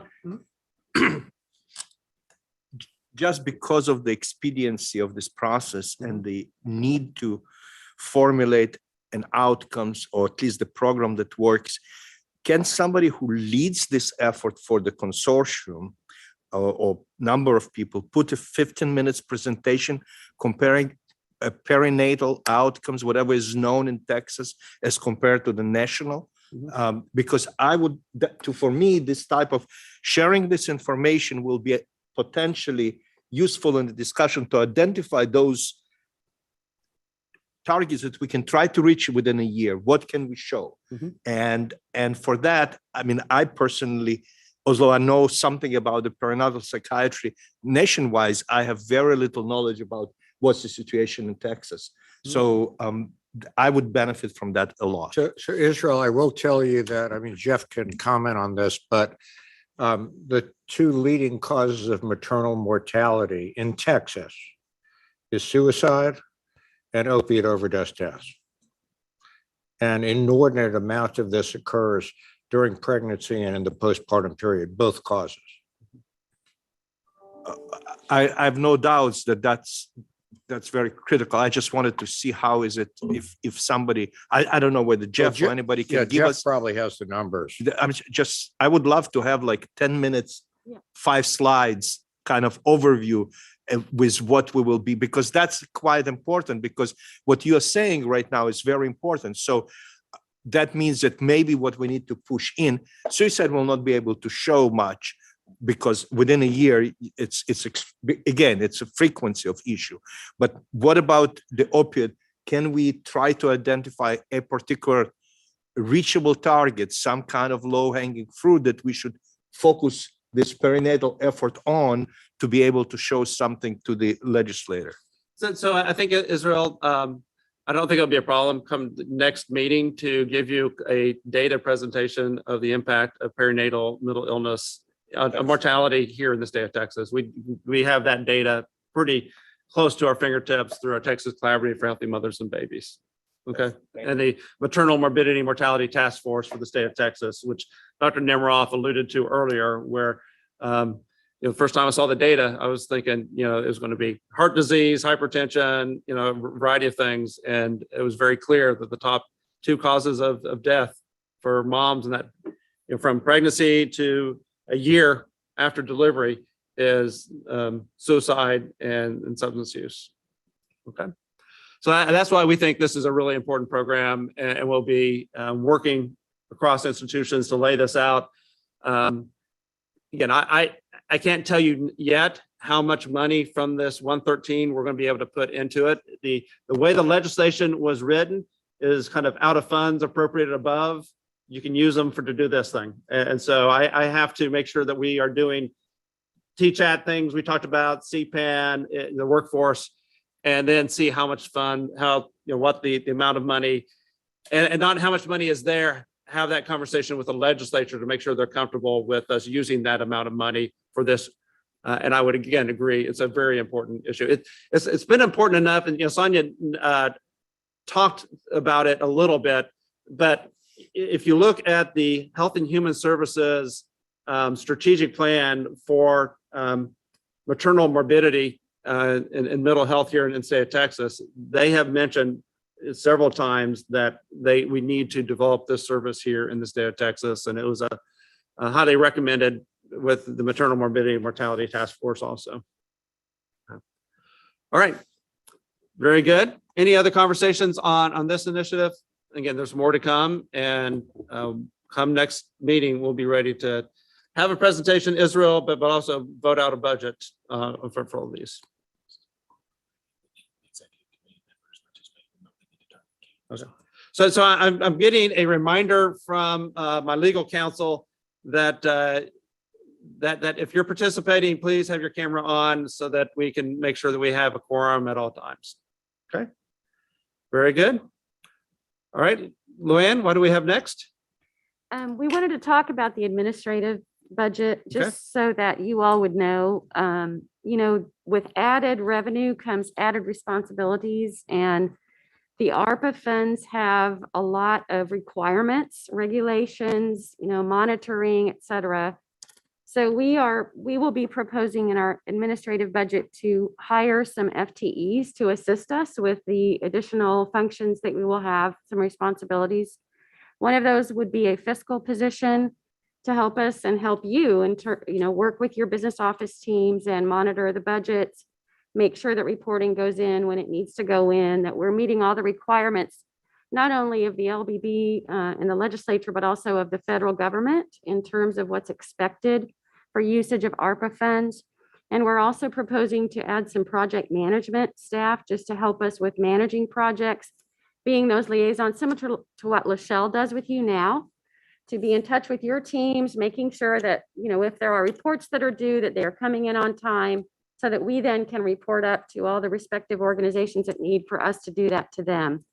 So I wanted to let you know that. We will also, Nagla talked briefly about a consult with an OB/GYN. We want to also be able to do that, to have someone on board and help us with that and serve as that liaison to get the psychiatric access network for moms on board and ready to go. So just wanted to be open with you about what we're trying to do and proposing to do with our administrative side. So in the bill, 3% of the dollars can be allocated for administration. And again, we need to have, with these federal funds, have people to follow the dollars very closely and making sure things are being ramped up according to the federal policies. Yep. The other one more thing I wanted to say that as we're talking about this budget, Dr. Lakey mentioned that we'll be meeting with each of your institutions one-on-one. Those meetings will start November 29 and run through the beginning of December. And then we will have a December 13 executive committee meeting that will be a short meeting, but it will be talking specifically about this budget. And so what we would ask of you is that you bring anyone from your business office, your fiscal office, any essential people from your HRI that you think need to be present so that we can talk about, the budget, any expectations, because this revenue is different than the general revenue in terms of reporting requirements, monitoring, et cetera. So we just want to make sure you invite whoever you think needs to be there for those conversations. You mean, I'm sorry, Luann, do you mean individual conversations? Yes, we have a point. We have a point. Executive committee meeting on December 13th. No, we have one-on-one meetings scheduled to talk with each of you individually, your health-related institutions, about your respective proposals in terms of the budget for the ARPA. Yeah. All right. So it is noon, and I've been told that lunch is here for the people in this room. I think we will take a 30-minute break, and at 12:30 resume and start off with the research participant discussion, and then move on through the agenda. I think we should be able to finish easily on time, but let me take a 30-minute comfort break for everyone, and you can grab something to eat. And then precisely at 12:30, we will start again. Thank you.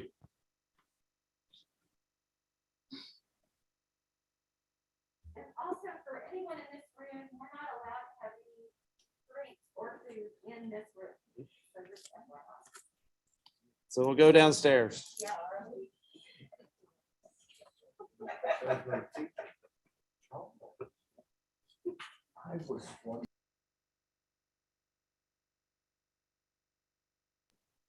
So am I in trouble because I have my water thing? Yes.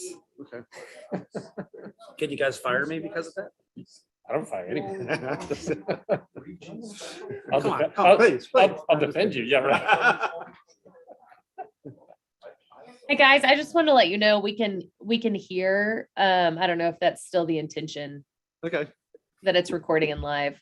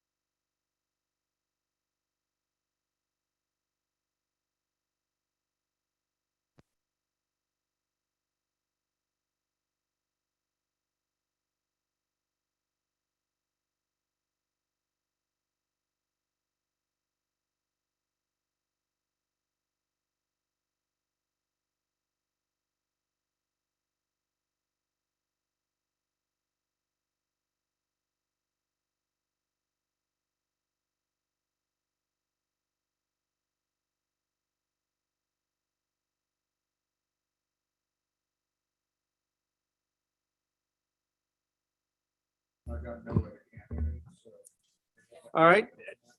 Well, good afternoon, everyone. We're going to go ahead and start. It is 12:31. Before I do, I'm going to hand off to my counsel, David Lean, to go over a couple of things again with us.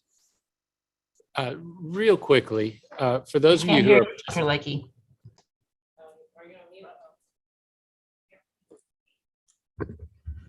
Hey, John, can they hear me? I can Okay, hear there we you. Okay. I can hear you and David. okay. Okay. Great.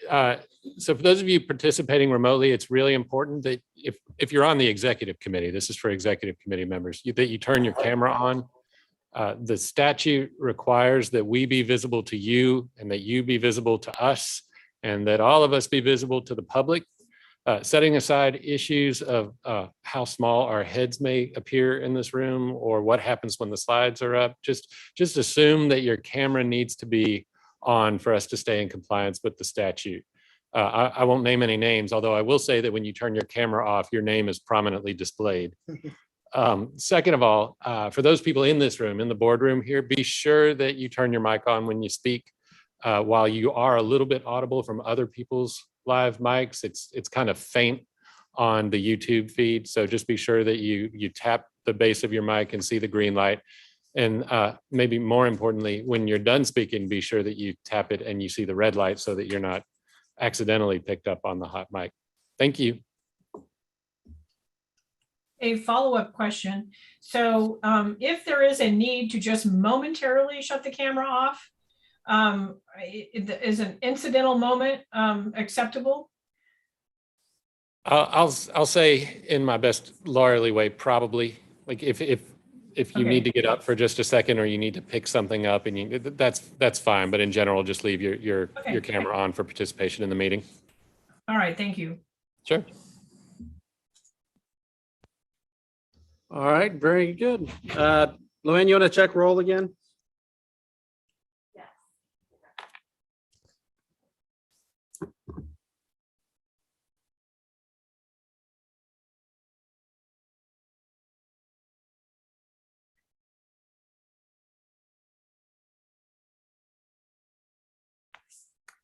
Dr. Bobatrope. Present. Dr. Blader. I'm here. Dr. Borges. Here. Dr. Bryant. Here. Ms. Castle. Here. Dr. Chapa. Dr. Chapa. Here. Dr. Farmer. Here. Ms. Gaines. Here. Dr. Goodman. Dr. Harper. I'm here. Dr. Ibrahim. And, Dr. Lakey. Here. Dr. Liberzon. Here. Dr. Martin. Here. Dr. Martinez. Present. Dr. Mitchell. Here. Dr. Nemiroff. Ms. Nichols.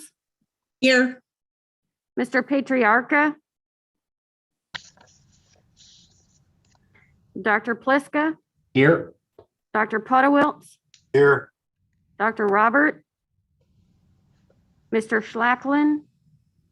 Dr. Silverman. Dr. Suarez. Dr. Sturkowski. Dr. Temminga. Here. Dr. Ton. Dr. Thompson. Here. Dr. Vo. Here. Dr. Wagner. Dr. Wakefield. Here. Dr. Wesley. And Dr. Williams.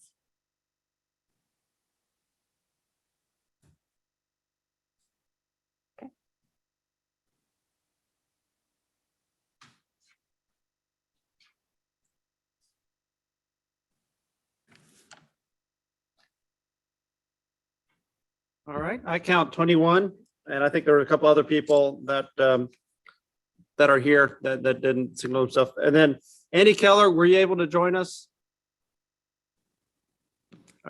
I'm here for Andy today, Dr. Lickey. He won't be here at all.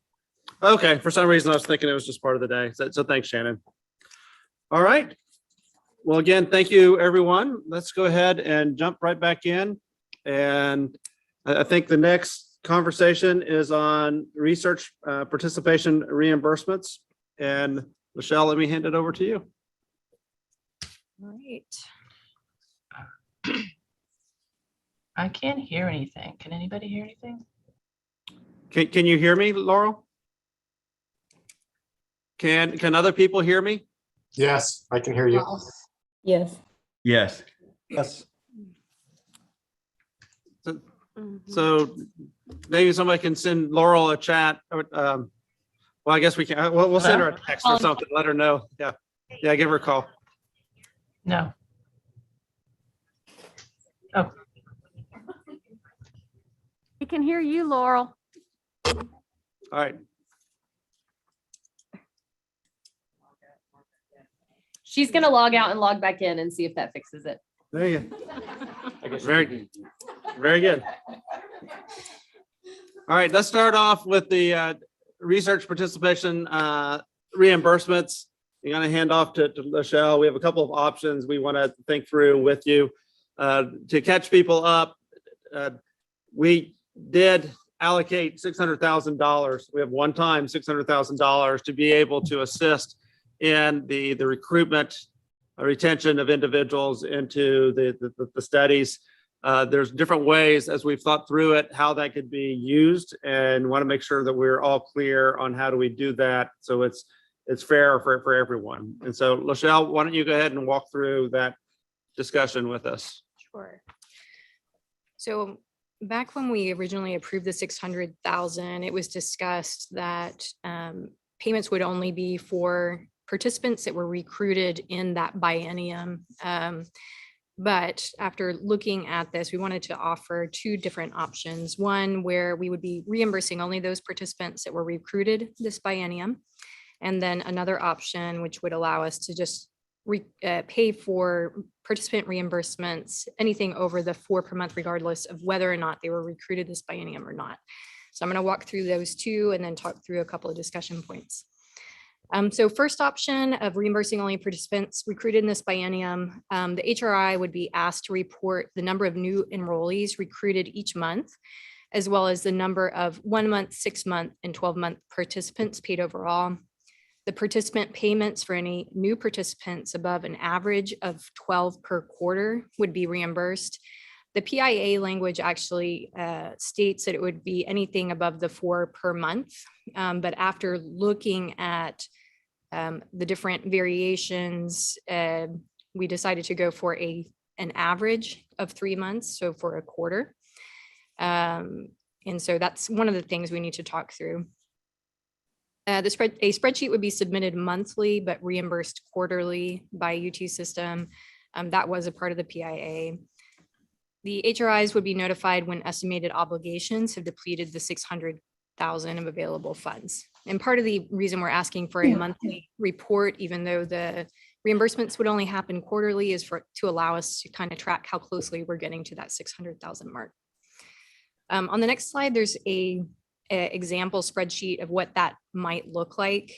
And so you would show the number of total 1 month incentives paid, and the total number of 1 month enrollees paid. We would look at the average across the quarter and then subtract that by 12 to get how many are actually reimbursable by UT system. As soon as we have a new enrollee in that 1 month, we're also looking at what are our potential future obligations for that person that's been enrolled, to, again, just to help us make sure that we're not getting too close to that 600K mark. As you can see in the spreadsheet, the 6 month and the 12-month column are grayed out. The 6 month for the first 6 months, 12 months for the first year. And that's because we're assuming somebody that's enrolled at the beginning of the biennium, we're not going to be obligated to pay that 12 month until at least a year out. Now the next one. So option 2 would allow us to pay participants above that 12 per quarter, regardless of when they're recruited. The benefit of this is that it doesn't penalize those HRIs that aggressively recruited at the end of the last fiscal year and now have 6-month and 12-month participant payment obligations this fiscal year. However, it will result in a faster burn down of the available reimbursement budget. It could also make it more difficult to forecast potential participant reimbursement obligations unless we have some detail upfront about how many further payments we're expecting to pay the current participants that we've got enrolled. There's a higher risk of running out of funds and being unable to follow participants for the full 12-month period, although that will be based on how people are recruiting. And spreadsheet on the next slide is similar to the other one, but the 6-month and the 12-month is not grayed out. So on the next slide, we have some points of discussion because I think there are some things that we've heard and we just want to get clarified. So the first one is that the original budget assumed that there would be 3 payments, a 1-month, a 6-month, and a 12-month payment. However, I know that I've heard that we may wish to follow the participants for longer than that. And so if we are recruiting participants and anticipating that we've been following them for longer than a year, how many more payments are we expecting and what does that impact the budget? And so I don't know, Dr. Nemiroff or Dr. Trivedi. Why don't we lay out all 4 Sure. of the issues and then we'll come back and go one by one. And I just want to make sure everyone understands kind of the full picture of things we're trying to sort through. All right, the second item is around the recruitment period. So if we do want to ensure that we're following a participant for at least a year, when do we stop recruitment? What is the end date of the project? The third one is variations in payment amounts. Are all nodes paying the same amount to participants for the different types of visits, the 1, 6, and 12? And then the fourth is payment reporting. So will the reporting be done centrally via a hub, one or both of the hubs, or by individual HRIs? And kind of central to this is that we need to ensure that payments have been made to participants and that the HRIs are validating that they have paid those amounts. So those are the 4 items we need to talk through.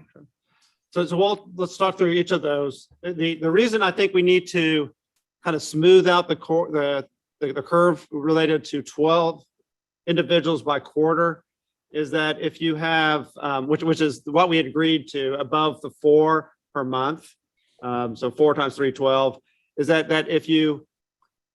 if one institution had 4, 4, 4, they would get no additional reimbursement. If you had 12, 0, 0, you'd get additional reimbursement for 8. And there's a variety of additional kind of modifications of that. And what we're trying to get is overall recruitment up. And so we thought we needed to kind of smooth it out by going quarter by quarter and having 12 as the marker. So I think I'm speaking on behalf of Dr. Newport and also Dr. Trivedi.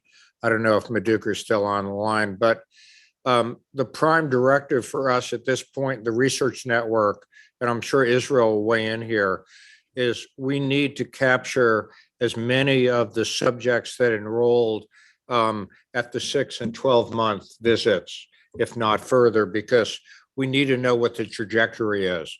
That is more important than recruiting new subjects. And so I'm going to argue that option 2 is clearly scientifically and in terms of the citizens of the state most important. And we would highly recommend that. Just to speak to a couple of the other issues, all the nodes are paying the same amount. The subjects receive $100 for the baseline visit and $50 per visit thereafter. I totally agree with David about smoothing it out. But, I'm sure Israel or Madhuker, if he's still on, would like to weigh in. No, Charlie, you captured it. I mean, I think the longer-term longitudinal data are essential for us to give an answer to the fundamental questions. And so we have to focus on that. And the other part that that Lachelle brought out, and that is we don't want to penalize nodes that did recruit faster earlier. So we want to make sure there is some equity for their reimbursement. Madhuker, I would just add one thing, which is the the issue of when is the end date of the project a philosophical question that the entire consortium needs to address. I don't think we could address it today. I think there are those that would argue that that both networks have been remarkably successful and should continue. And then the others might say, well, maybe we need to work on a totally different research area instead of trauma or depression, but I don't think we could talk about that today. Okay. I personally agree with looking on the 3 months at a time, because the real issue here, we're reimbursing those who outperform, but we don't want to focus on 1 month of outperformance and 3 months of underperformance.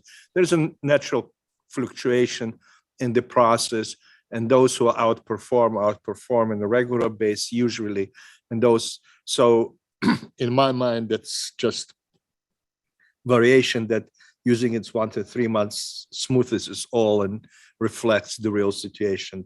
So I'm in full support.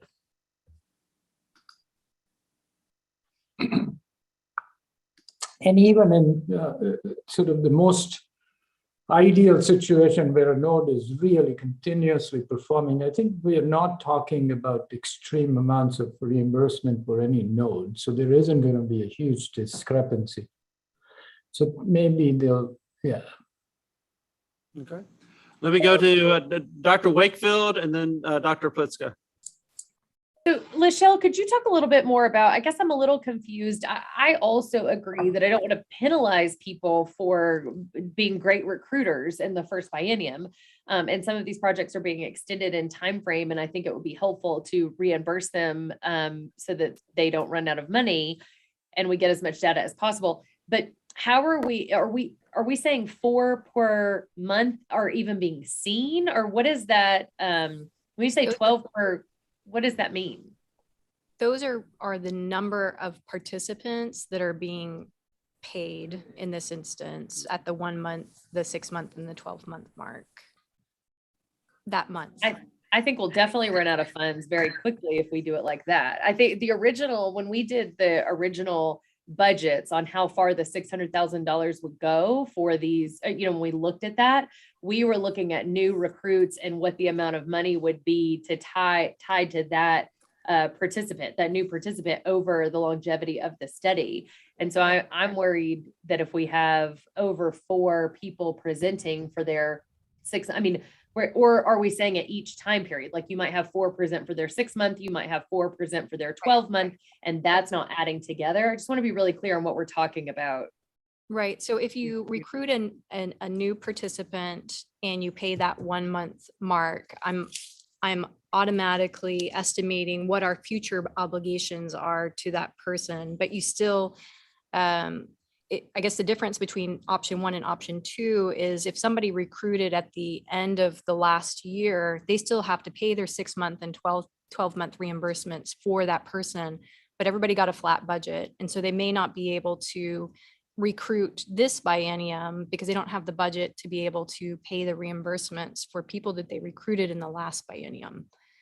And so it's trying to be fair on the amount that has to be spent over the period, regardless of whether the people were recruited this biennium or last biennium. Sarah, I only think it covers patient reimbursement costs. Correct. It doesn't cover other patient costs. But I think the other thing to be clear about too is that the Depression Network has more visits than this, and they're reimbursed at different levels. And so the total reimbursement, I believe, is the same, but there's more than a 1, 6, and 12 month visit. Okay, that's good to know. So we would need to forecast what that might look like. So is it a set number of reimbursements, or? Yes, it is still a set number, and everybody's reimbursing the same across the HRIs. Okay. So I can tell you in terms of the numbers that we have been looking at, and this is based upon what we had proposed, which was any visits per month in excess of 4, which would, I guess, is where you guys are getting any visits per quarter in excess of 12 for the baseline month 1, month 6, month 12 visits.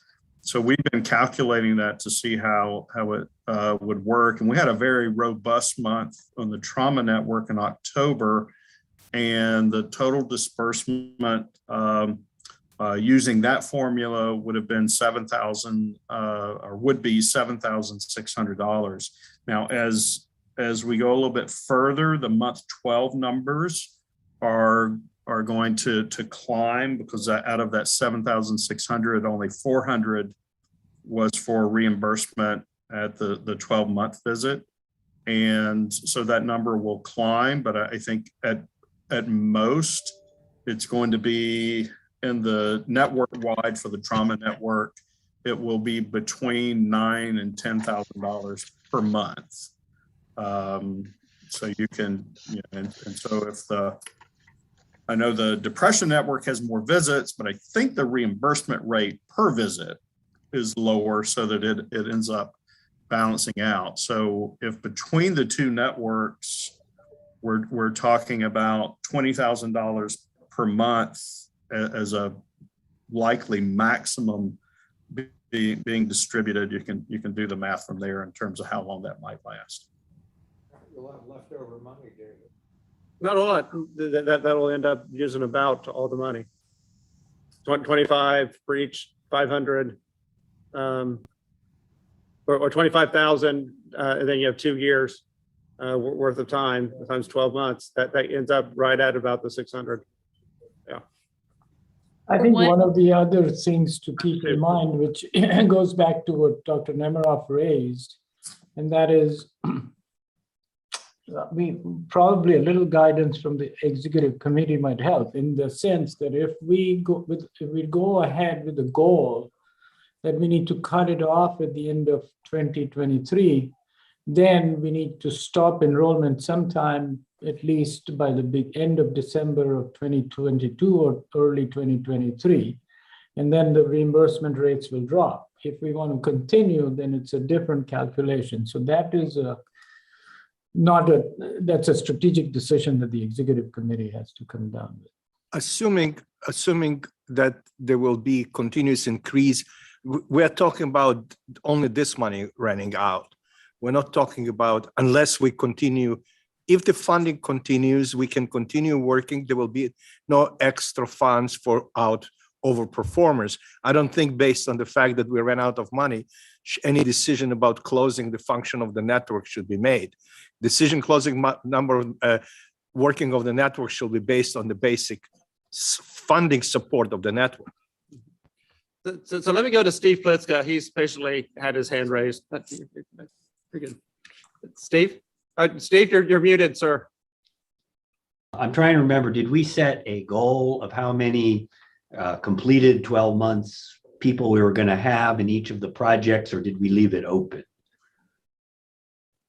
in terms of the total end the effective end we want to have? Our original goal was to enroll 2,400 subjects in each network.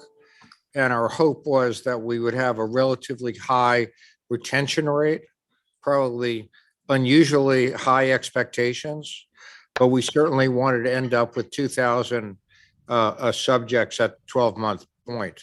That would make it the largest studies for each of the networks that have ever been conducted. So 2,000 in each project. And can you say how close we are to that right now, or whether we're on schedule or ahead of schedule? So there's good news and bad news. The good news is that we've recruited almost 950 subjects into the trauma network, and Maduka could speak to the depression network. But some of the sites are not doing well in terms of retention, and others are doing better. Hmm. So we're certainly not on course to have 2,000 subjects at the end of the recruitment period. Maduka, do you want to weigh in on that as well? No, I think that you're on the right track. I mean, I think the total, going back to your original question, Steve, we had imagined that these are people with depression, they'll stay in, and so our dropout rate is about 10 to 15% higher than we would have wanted. And that's what Charlie is talking about, so that at the end, you don't have the full number. You know, I would want to let everyone know, and we'll report this at the next meeting, that once we hit the 1,000 subject mark, which will be very soon, we're going to start doing some interim data analysis and begin to work on publications. And Israel is on the publications committee, as well as Jair, Jeff Newport, and others. And we're going to have some really exciting data for you about the nature of the pathology we're seeing at baseline, which I could just presage by saying to you that the children already at baseline in the immediate aftermath of trauma are suffering syndromal psychiatric disorders at a pretty high rate. So we're excited about this, but that's a distraction. So let's put that last slide back up, because I want to make sure we come out of this discussion answering these questions so that we can move forward. But Alex, let me go to you. Sarah, I see your hand up. Is that a remnant from earlier, or is that a new one? It's a new one. All right, let me go Alex, Sarah, then Carol. Just have a brainstorming idea for you to entertain. It could be too late to do this, but if your goal is to have longevity and retention, can we restructure this biennium to where you tell the participants the longer they stay, the more likelihood they'll be reimbursed? For instance, if they say payment will start at 6-month participation versus the first month, is there any way to maneuver that? Could you sort of repeat it? I had trouble hearing over here. So the question was whether you could restructure payment so that you got more the longer you were in the study. Well, I think that we'll be able to, I don't think the payment per se to the subjects is a problem. I think they're satisfied with it. I think we want to focus on keeping subjects in the longest. That's right. That's what I meant. Mhm. So instead of paying them the first 6 months. Alex, could you turn on your microphone, please? Sorry. So instead of paying them the first 6 months, start paying them if they're 6 months and beyond. That way you guarantee at least a 6-month participation. So you incentivize the subjects to stay longer in order to receive payments. Yeah, it's usually an IRB problem when you do Yeah, that. the IRB won't let you do that because it's what is it called? Undue duress. Coercive. Undue influence. Okay. Yeah, right. We do, and also the baseline visit is very extensive, and that's why they're paid $100 for the baseline visit. It takes hours. Let me go to Sarah, and then to Carol. Thanks. I just want to make sure, again, I think I just needed to state this, restate this differently. But Lachelle, when we're talking about over 4 visits, are you talking per month? Are we talking about 4 initials, 4 6-month, 4 12-month? That makes more sense to me than saying 4 of any visit. It's not 4 of any. You have the number to recruit somebody and they stay with them for all those visits. The number 4 has been baked into individuals' budgets to be able to care for 4 individuals at each of those 3 time periods. And so the calculation would need to be made 3 different ways to determine the actual amount of money that would be reimbursed to an institution. And so the 4, we're saying if you do 4 people, which everyone should have budgeted for their 4 people per month from here on out. So the question you're asking us right now is that all we should reimburse or above the 4 new ones? Or should people who are held over from the first biennium, are we going to additionally reimburse if those are above 4? Is that the question? Yeah, so where it became complex is that if you start brand new and say for anyone that's recruited in more than 4, then that money is already there, and we put that money in based on who comes in new in each of those time periods, and that's why there's areas that are grayed out because there wouldn't be anybody getting 6-month or 12-month reimbursement until 6 months or 12 months from now.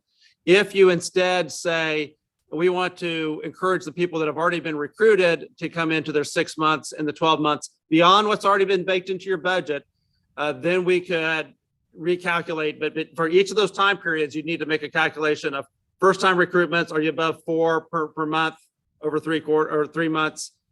6 months, same calculation, and a year, same calculation. So one additional question, just so that I'm clear on what we're voting on, can we still do the quarterly review of that, even if we're having the carryover from the biennium? Or are those mutually exclusive? I was unclear on how it was presented.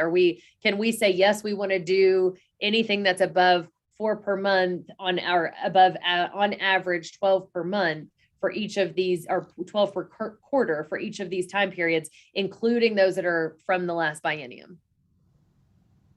Yes, it would be including those from the last biennium. Yeah.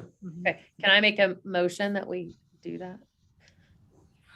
So what I hear you're saying is the option 2 that was laid out, so that people that were recruited last biennium, if they come in for the retention at 6 months and year beyond the 4 that's been baked into your budget, that these funds could be used to reimburse your institution for those funds. So the option 2 is what I am hearing. And we'll review that quarterly. We'll review it quarterly. We'll review all this with everybody on a regular basis. This is Podewitz. I'll second that motion. I have a motion by Dr. Wakefield, second by Dr. Podewitz. Any further discussion? Hearing none, all in favor signify by saying aye. Aye. Aye. Aye. Aye. Opposed, nay? Anybody abstain? Okay. Michelle, do you need any other votes? The only outstanding question is, the spreadsheet assumes the 3 payments. Is there a possibility of payments beyond the 12 months? Just from a structural perspective, we should be building that into the spreadsheet. So, I think if I may, I think that's a question that it gets to Dr. Nimrov's question of how long the study goes.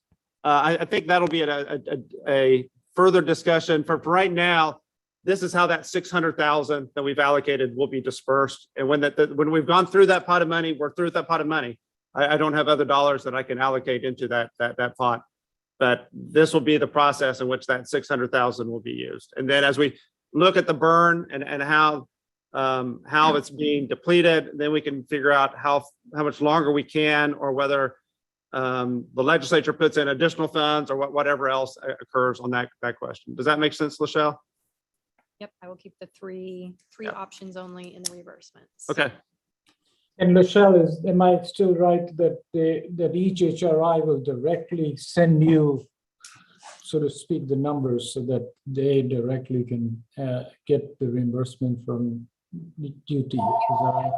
UT system will be providing the reimbursement quarterly, but we would ask that we get numbers reported monthly, just so we can keep track of how things are forecasting out. That'll be a hub function, right? We'll provide you with the numbers.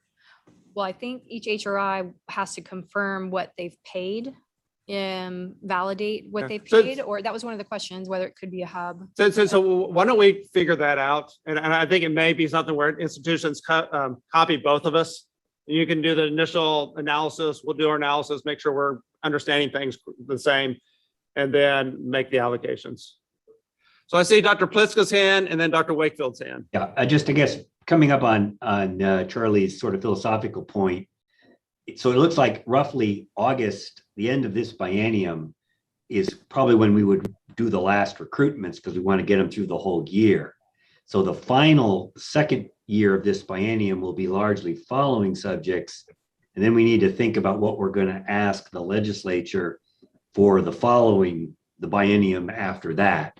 Are we going to, what are we going to do with, obviously a lot will depend on the data analyses that come out of these, but that's the intellectual task that's really before us, this, regardless of these issues around reimbursement, year 2 of this biennium is largely going to be devoted to retaining the subjects we've recruited rather than recruiting new people.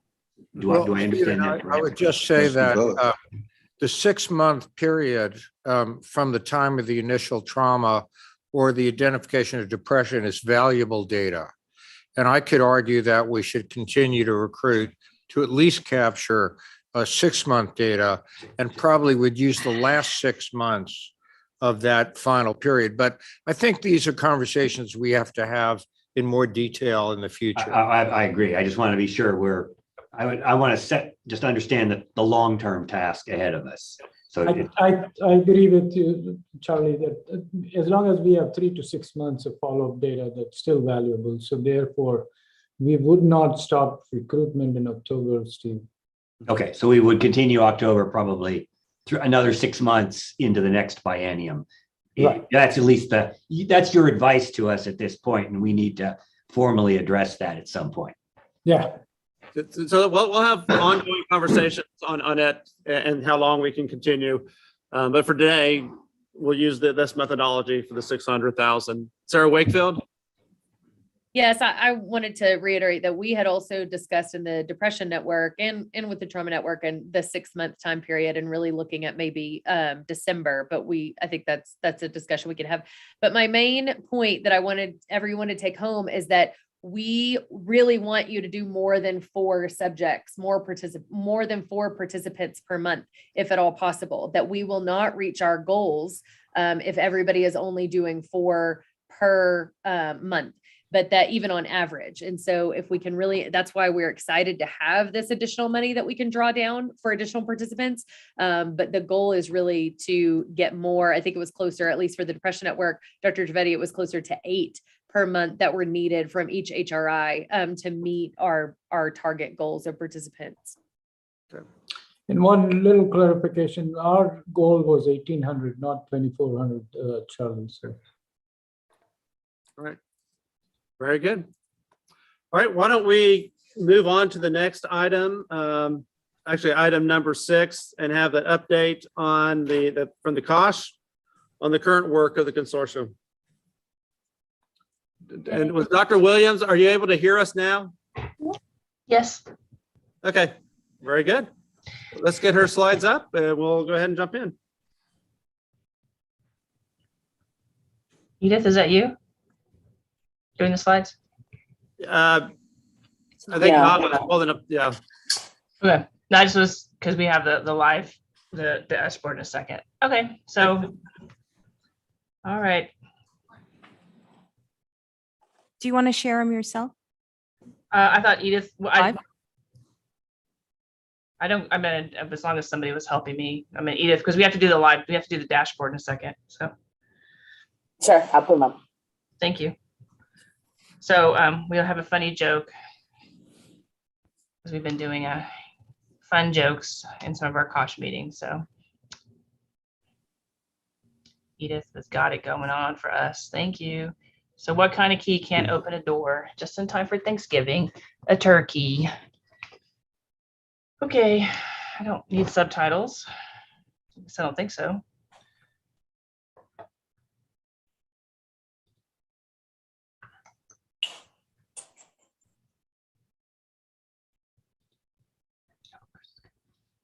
Dr. Wakefield, I see your hand. You have a question as we're starting? Okay. Nope, sorry. That time I forgot to put it down. Okay.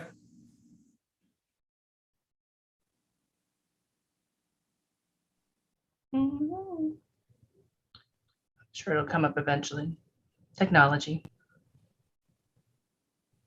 All right. So we're going to run through a couple of items. So we're going to go to COSH updates. So next slide. So as part of the process of quality improvement, our team met with the executive leadership team of Luann, along with the internal evaluation team. We had an all-day planning session for COSH and try to review our goals and our progress to date and what things we may need to do in this new biennium. And so recommendations from this all-day planning meeting were as follows. As is already been discussed, we are going to move ourselves towards a more QI process for our monthly meetings. Just for point of reference right now, our team meets with each of the CPAN TCHAT teams monthly, so that's 24 meetings a month. We also organize and run several large leadership meetings and small group meetings for our various vendors. So we're going to sort of utilize the work that the executive team has done along with the evaluation teams to kind of move us back now from we're starting up to we're actually trying to help teams achieve goals and metrics. We are talking about also developing a reporting form that those meetings would be memorialized with, that would be shared and help both the team itself track progress, as also the executive team, not this committee, but Luann's team kind of track progress and help teams stay on track. Because again, the biggest point that we're trying to do is the support, is to make sure that we're kind of like the tech support that you get from when you have a grant. And then finally, we are working with Lachelle to hopefully try to organize using Microsoft Teams platform across all the HRIs. There's been a little bit of snag with that Lachelle's trying to work on, but hopefully we want to have one central place where everybody can go to, not the Baylor box and then OneDrive and then this and then that, but we're trying to have it just be in one place for all the teams to kind of work towards being on that and then being able to share and transmit data that way. So be on the lookout. There will probably be updates for sending out invitations to meetings and such. And also hopefully we'll be able to do that, have it be on Microsoft Teams. If not, we'll have to go back to the drawing board to figure out what platform all systems could support to have that sort of central way to get all the data. Next slide. We are working right now to complete the CPAN manual. When all else fails, read the manual. So again, the goal for CPAN and any future iterations of CPAN, including CPAN for moms, is to have it be standardized so that where you're getting your care recommendations or care itself does not differ amongst across the state. So we took a break from our individual meetings with teams this month of November to kind of clean house and also kind of get this manual ready for preview by the teams so that we can sort of say we've caught everything that's materially important. And it would house all the elements of CPAN in sort of one place. So you could go look at whatever piece you need when your team is, looking for some help.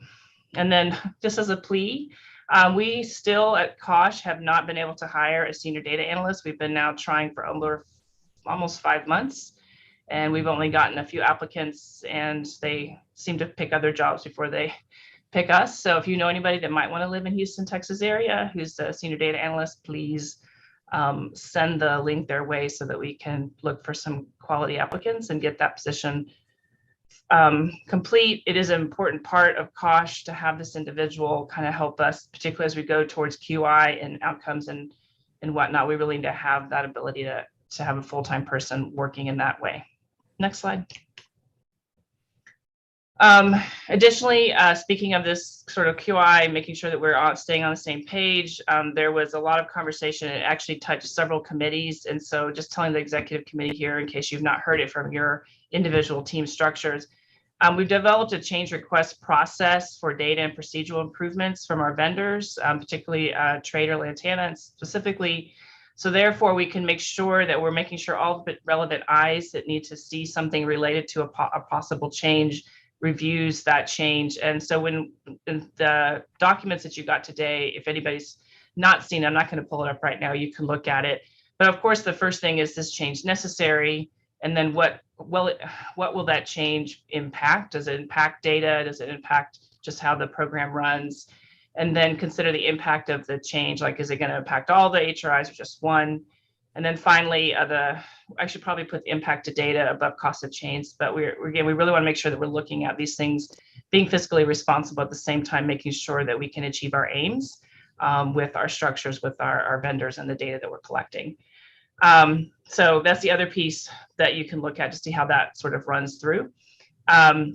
We're also collaborating with the vendors that we have currently, the Lantana, Trade, and Wellneti vendors, to develop the enhancements. As Luann said, there's going to be potentially additional data points that we need to make sure that we're collecting in various ways.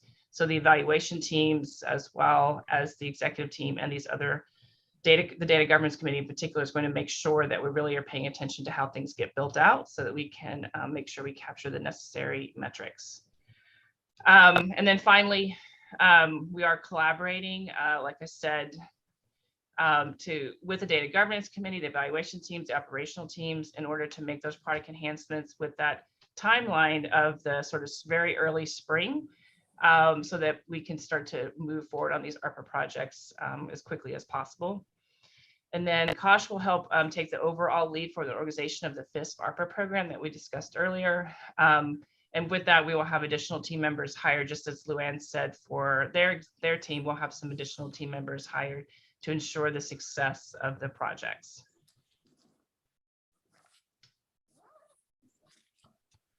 So now moving on to WellNeti. So to date, there's been 9,000 plus resources have been uploaded into this platform. The WellNeti team is making a goal right now to meet with each of the HR teams to discuss feedback related to the site and improve functionality. As far as I'm understanding from MJ's team, they have met with all the teams. And one of the things that, this is why I'm saying this to executive committee, one thing that was clear is that a lot of teams were not aware of the new functionalities despite some sort of messaging going out. So that's going to be something Kosh is going to try to help them work on and probably input that into our monthly meetings. The biggest concern that we have is that teams are not putting their referral information into the platform. And this will impact us over time. And so that's why I'm also spending like hopefully 30 seconds telling you about this. I want to be real clear. We don't expect that WellNeti is the only source that teams are going to go to find a resource. There's lots of other platforms out there. We understand that, and we're not trying to say that the only way that your team would come up with a resource is to look at WellNeti. But what we are saying is that because we are hoping to get busier and busier, we're going to potentially be adding CPAN for moms. We don't need teams to have squirreled away resource lists, which is what's happening right now, is that teams have their own resource list, they squirrel it away, and then if I have to cover for you, I don't have your same resource list. So we are hoping that what we can do with WellNeti is that it is functionally so just as good as your current resource list, so that whenever you do get a new resource, you don't squirrel it away on a separate data sheet, you squirrel it away on WellNeti, and then that gives us all access to it. So, but we also understand that there's been feedback from teams, and that's what WellNeti is doing, is trying to hear and understand that feedback so that we can make the product be, is improved, so that hopefully teams won't feel the urge to squirrel it away. But the biggest reason why teams say they're not really adding new ones is that they're like, well, I don't have to cover for other teams. So I really want that message out that as we get busier, you will have to cover for other teams, both for CPAN and for TChat, and potentially CPAN for moms. And so we really do need for teams to stop seeing this as just my HRI's function, but something that really helps the overall state. So I'm gonna get off my soapbox now and move to the next slide. I think Dr. Williams. Oops. Yep. Hey, Laura, question for you is, what is the expectation in terms of how frequent we should be doing that update? So the way that WellNeti works is that your team can now put in resources. You don't have to do a bulk. So we did a bulk load initially to help teams out, but now that there's the possibilities that your team could do it, is that we're honestly saying that every time you find a new resource, instead of scrolling it away on your separate list, you scroll it away on WellNeti. And if there's something about WellNeti that you think isn't working as well, that's what MJ's team is going to want to hear from you. The only thing I would add is if we are going to be offering direct consultations via CPAN, depending on the staffing available to do that, it may be more likely that some team would have to cover for another if they don't have the staffing available for the next 2 years at least. Correct. Yes, so we get it, and we also again, that's why I asked for MJ to meet with all the teams individually to hear privately what their feedback was and what things we needed to do to improve.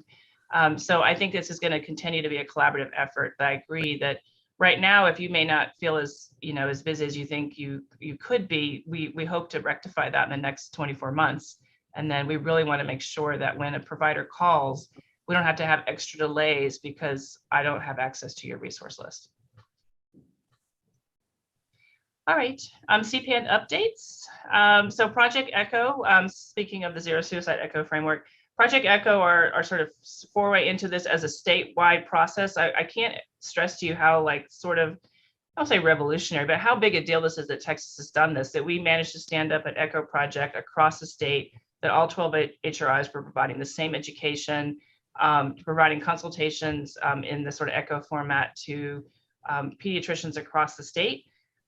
We had 7 sessions for our first Echo series, over 239 PCPs across the area, across Texas participated, and so far some of them have actually got their CME credits issued. That's the other thing that we did. We had a statewide process about how they could get their CME credits for this. And for those of you who are not familiar with Echo, it's a model that's about team-based learning, and its expectation is you have a pretty small group, anywhere from 8 to 16 PCPs. So it's not meant to be a lecture with 100 people in it. It's really meant to be an opportunity for that PCP to hear a brief talk on a very important subject in mental health. And then one by one, PCPs in that ECHO series would present a case and kind of go through a model, sort of like CPAN, about how to kind of think through those teaching points of that particular case.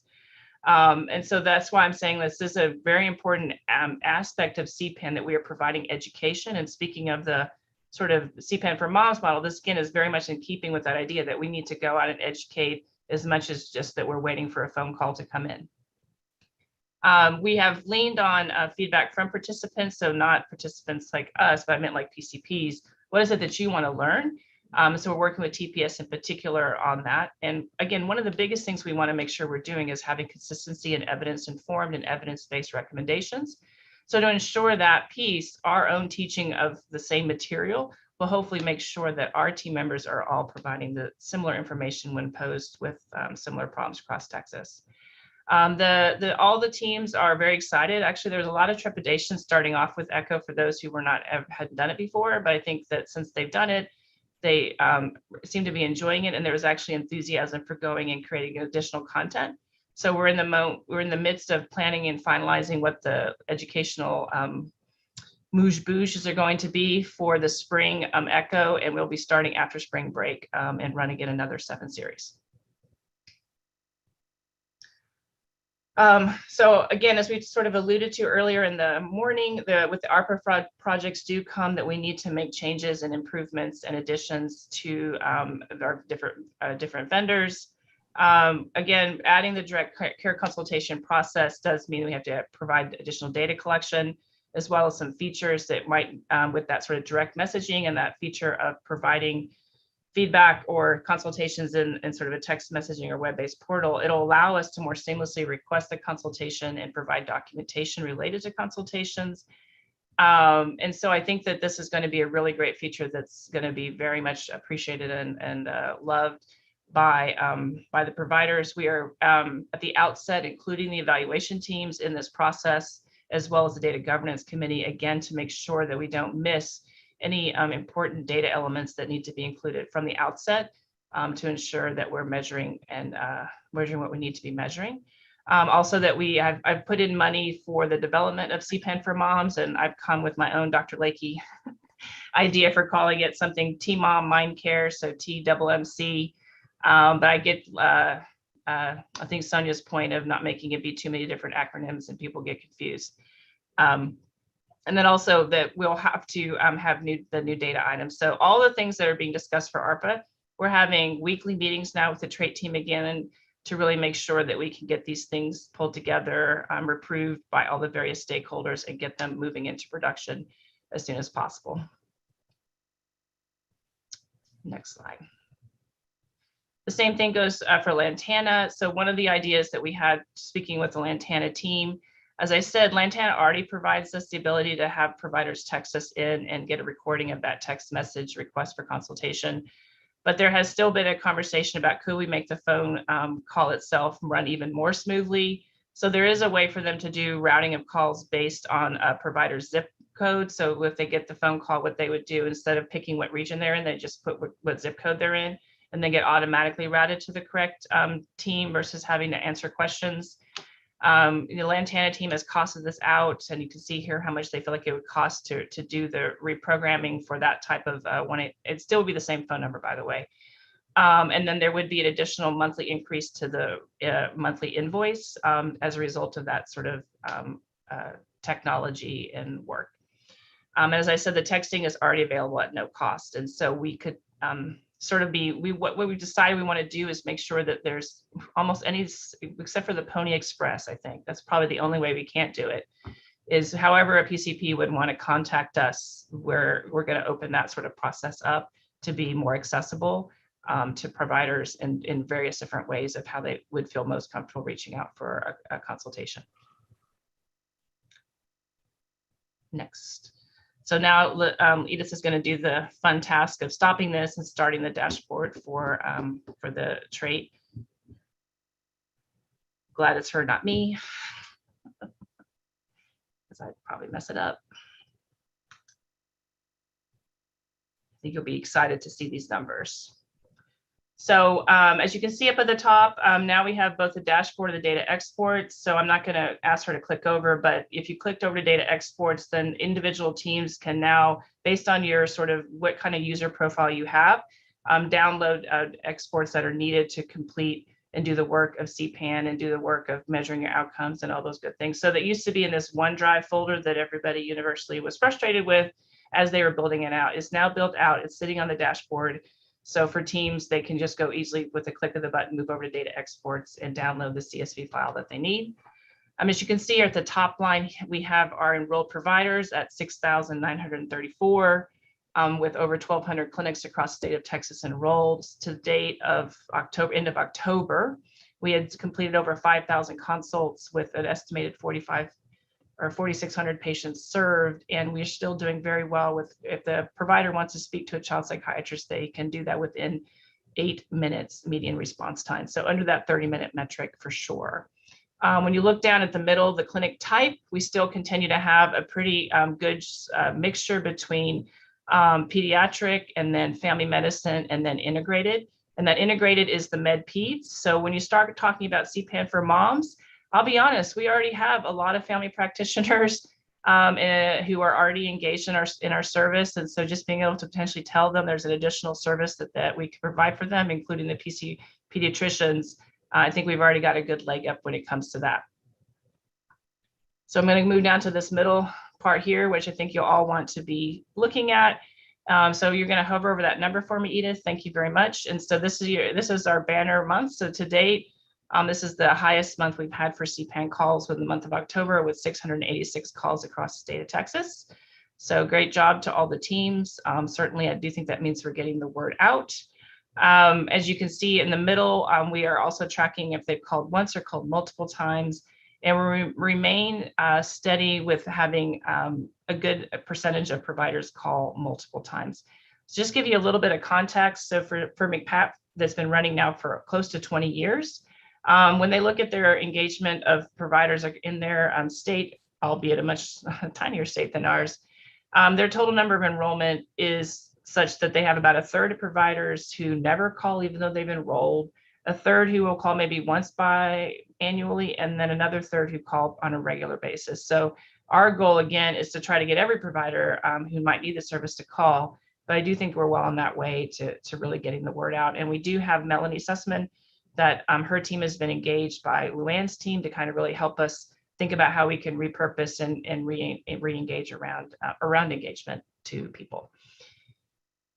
And then the bottom one here, the purpose of contact. Again, most of the time, they're 95% they're calling about a very specific patient needing a help with either referrals as well as wanting to speak to psychiatrists and have help by psychiatrists. And we have about almost 5% of the calls are related to emergencies. And when I drill down on that emergency number, it's 2/3 of those calls relate to suicide or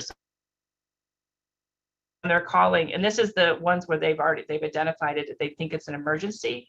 We have probably more calls that are still around suicide or self-injurious behaviors that the provider did not say was an emergency, but they still want to help with it.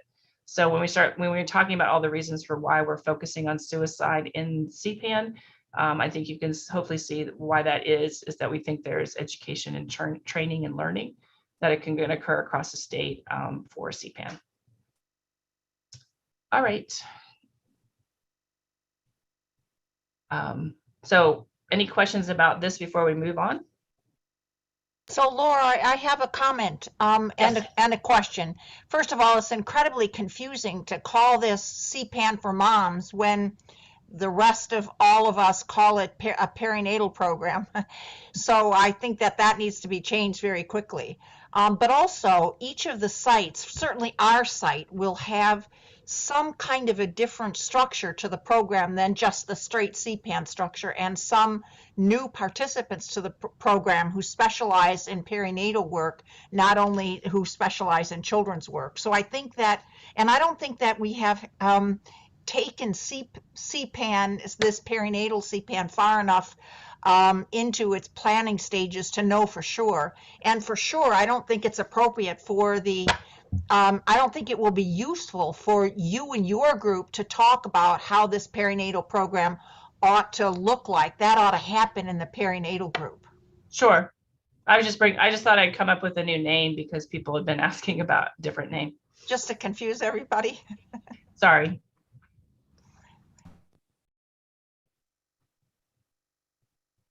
Next slide.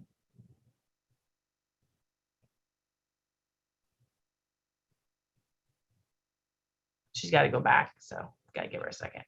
Can I ask a quick question? Sure. Just the it was hard to hear.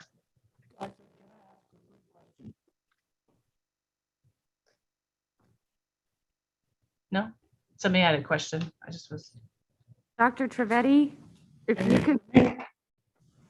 if you could state what you meant, what you said a little bit ago, we couldn't hear you. Can you hear me now? It's okay. Very staticky, Maduker.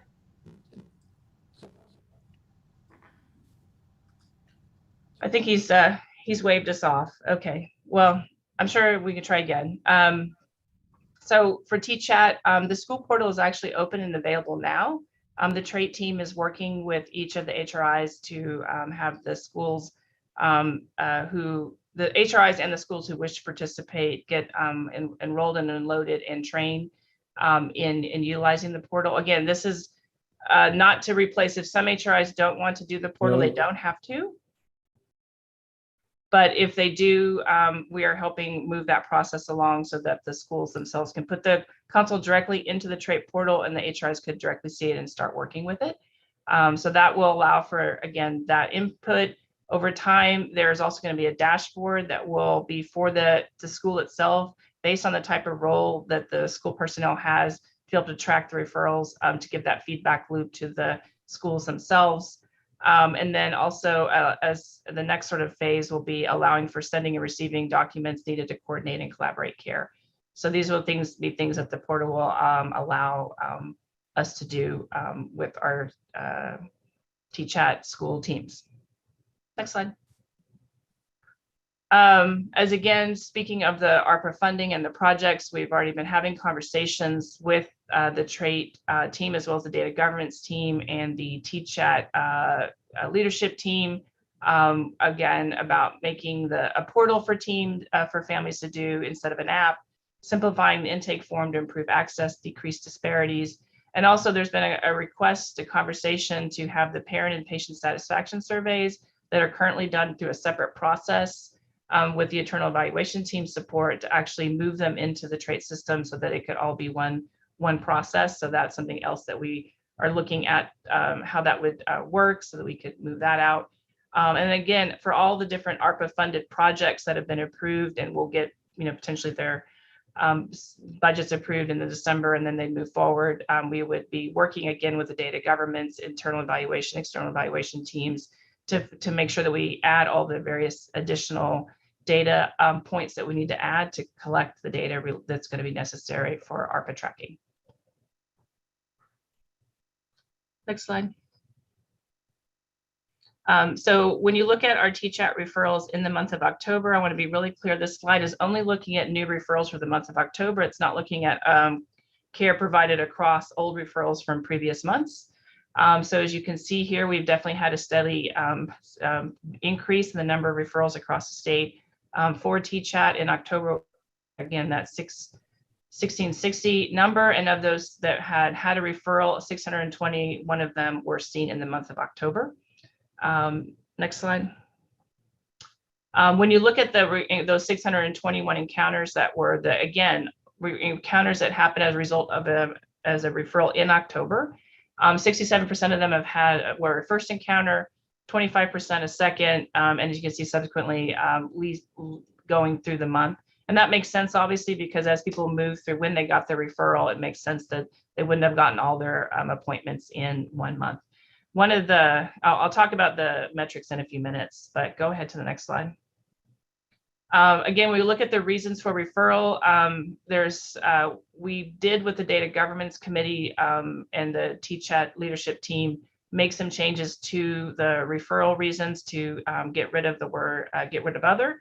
And sort of that seems, so we're going to have some different numbers probably for a few months while we get that settled through, but it still is remarkably similar as far as in previous months. Depression, anger it continues to be a large reason for referral. Suicidal and self-injurious behaviors also continue to be a large percentage of the reasons for referral, as well as trauma. Laurel, could I make a quick point? Yes, Dr. Pliska. This is, people can be referred for more than one reason, right? Correct. So someone like, I doubt, you don't want to misinterpret this, like someone who's referred for depression, they might have also noted that their appetite's low. It's not that huge numbers of people are being referred to TCHAT because of appetite problems alone. Correct. You know, so someone could have literally all of these things that are on the chart there.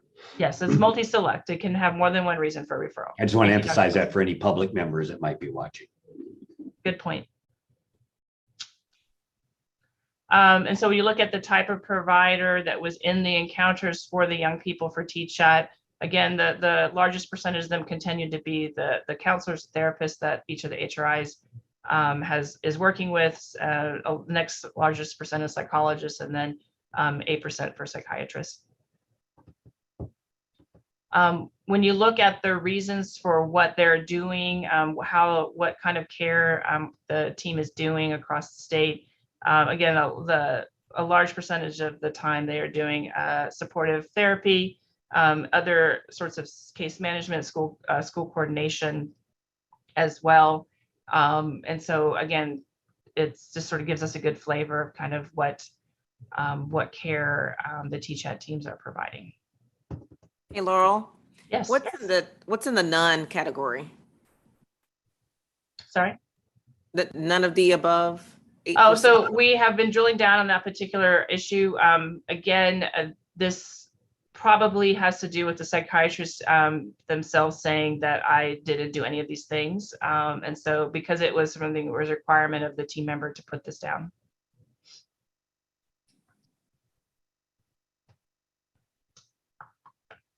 Race and ethnicity, we again have about 47% Hispanic, 51% non-Hispanic. We have a very small percent now of families and students who are declining to answer that particular question from us. And we still continue to have a preponderance of women, young women who are being referred versus young men.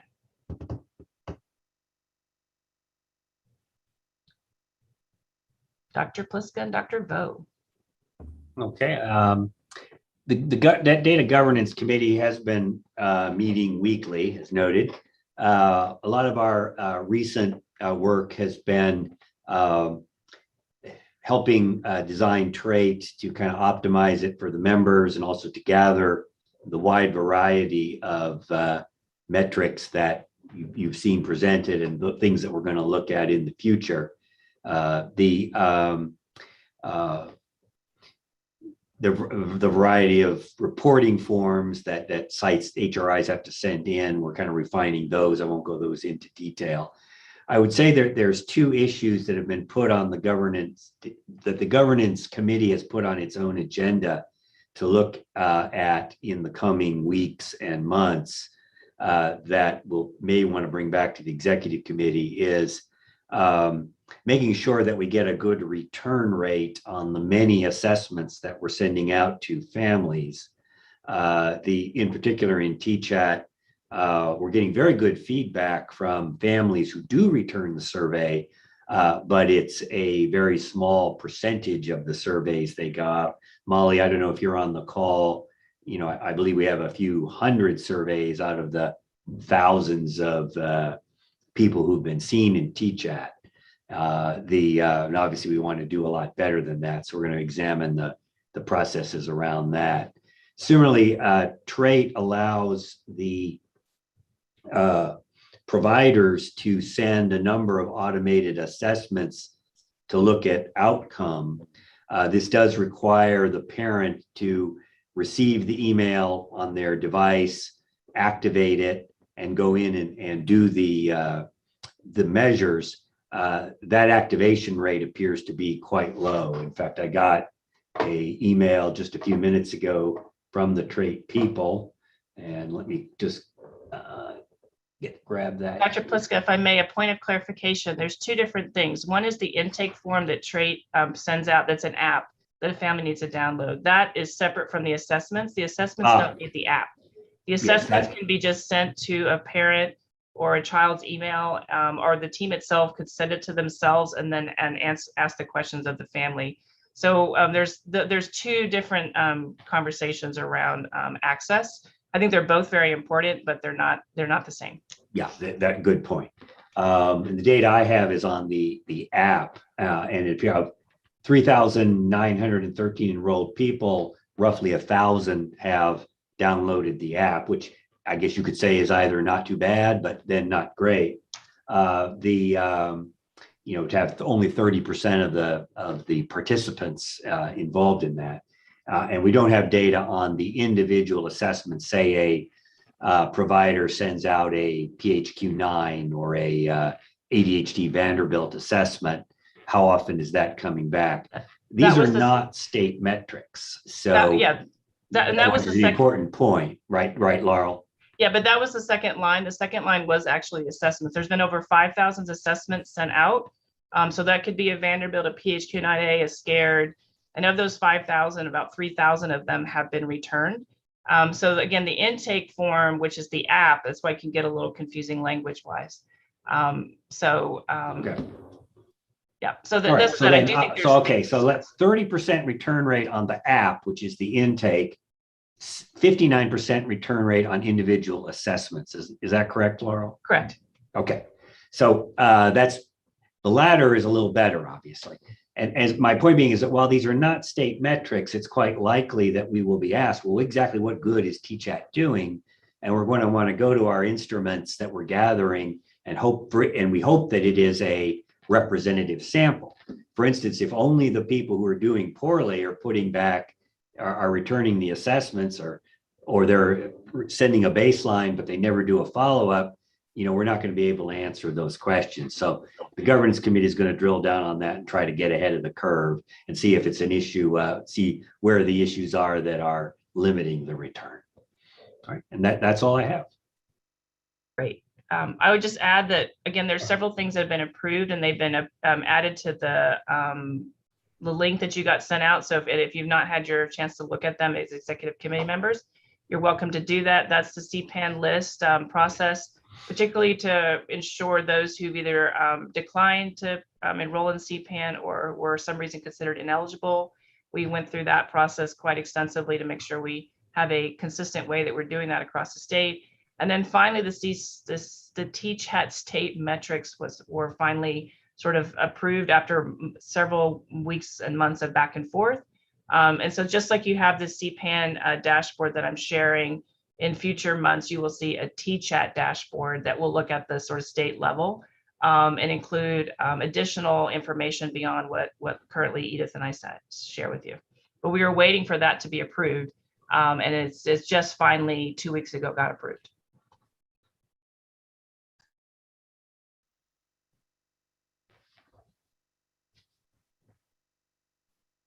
Done. So Laurel, it looks like there's a couple questions, one from Sarah Wakefield and then one from Sonia Gaines. Go for it.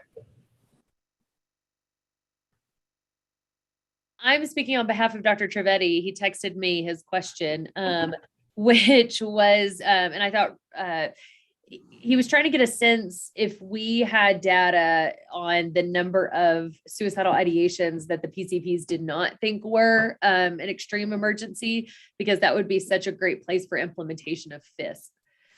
I haven't pulled it and looked at it specifically. We just started with the information because it's a field in the first part of the call. Are you calling about an emergency or not?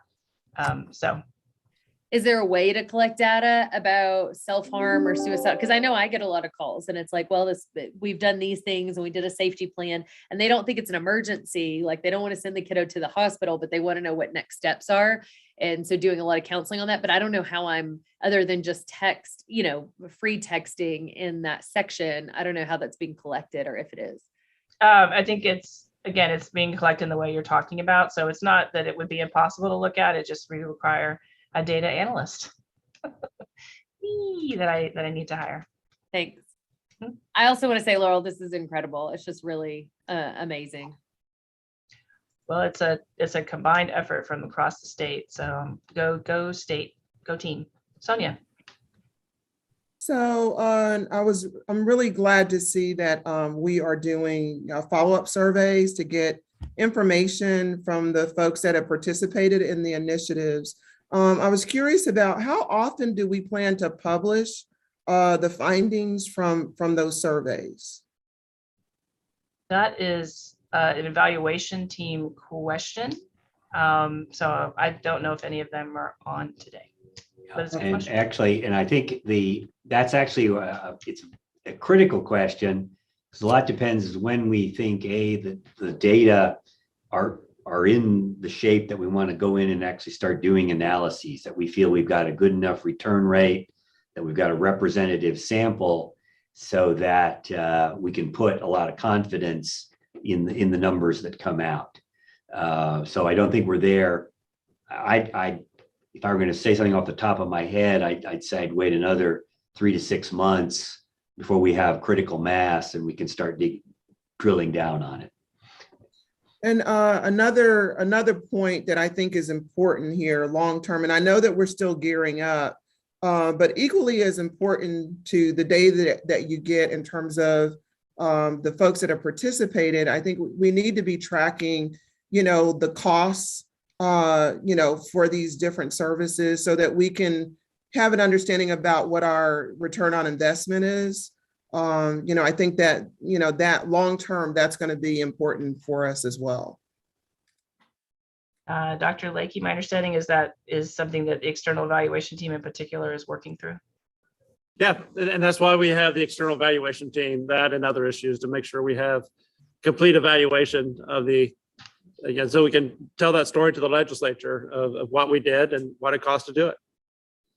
And the output and the results. Yeah, the other thing I thought about, maybe not this year, but next year, thinking about maybe doing like an annual report of some sort with some infographics. I think that might be a really good way to kind of message the work that you guys are, that we're doing, and showing what the impact is. And every legislative session, the November before the legislative session, we need to put together a report to the LBB and to the key offices related to the results and the work of the consortium. So that's something our team did last time, and we'll do it again coming up in just about a year. Israel? I think that Sonia is absolutely right. I think that also what's correct is that evaluation team, these are all components of evaluation science. Financial, so an evaluation of financial aspect of the project, the goal of the project, and the impact of the project. These are actually separate evaluations modes, how people in evaluation science approach that. And I think that being able to have the evaluation reports in all of those aspects of our function is very important. And I'm sure that all of those evaluation, included executive summary of that, will be eventually pushed out toward our funders to help them to make a decision for the future funding.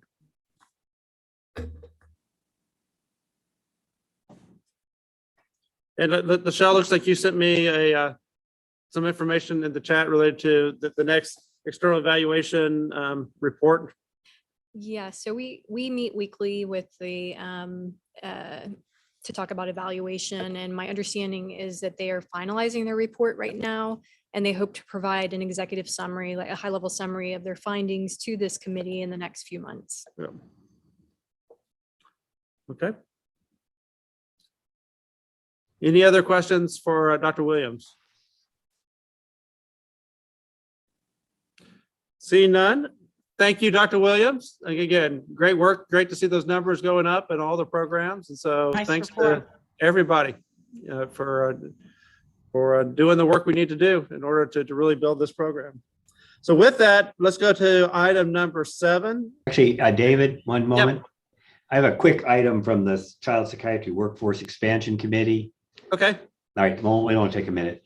The committee met, this had its monthly meeting, and one issue that came up is that for both CPAN and TCHAT, we envisioned our partnerships with the LMHAs or our CPW partners as one way that we would be able to move patients that need care, long-term care, into those arrangements, and particularly in San Antonio, just to give an example, we have 2 residents and a faculty member now at the local community, the LMHA, and it would be ideal. We've had situations in both CPAN and TCHAT where we've wanted to get people in there, and we are finding a lot of barriers. And it turned out that this is a statewide concern, that when, and I won't go in, I think we're having a series of meetings about this, but fundamentally what happens is, I have a patient in TCHAT and I say, well, I want to go see my resident that I have funded over there. And I know they have openings because they've told me they have openings, but they don't get in. And usually it's related to this very elaborate intake that is required at the front end.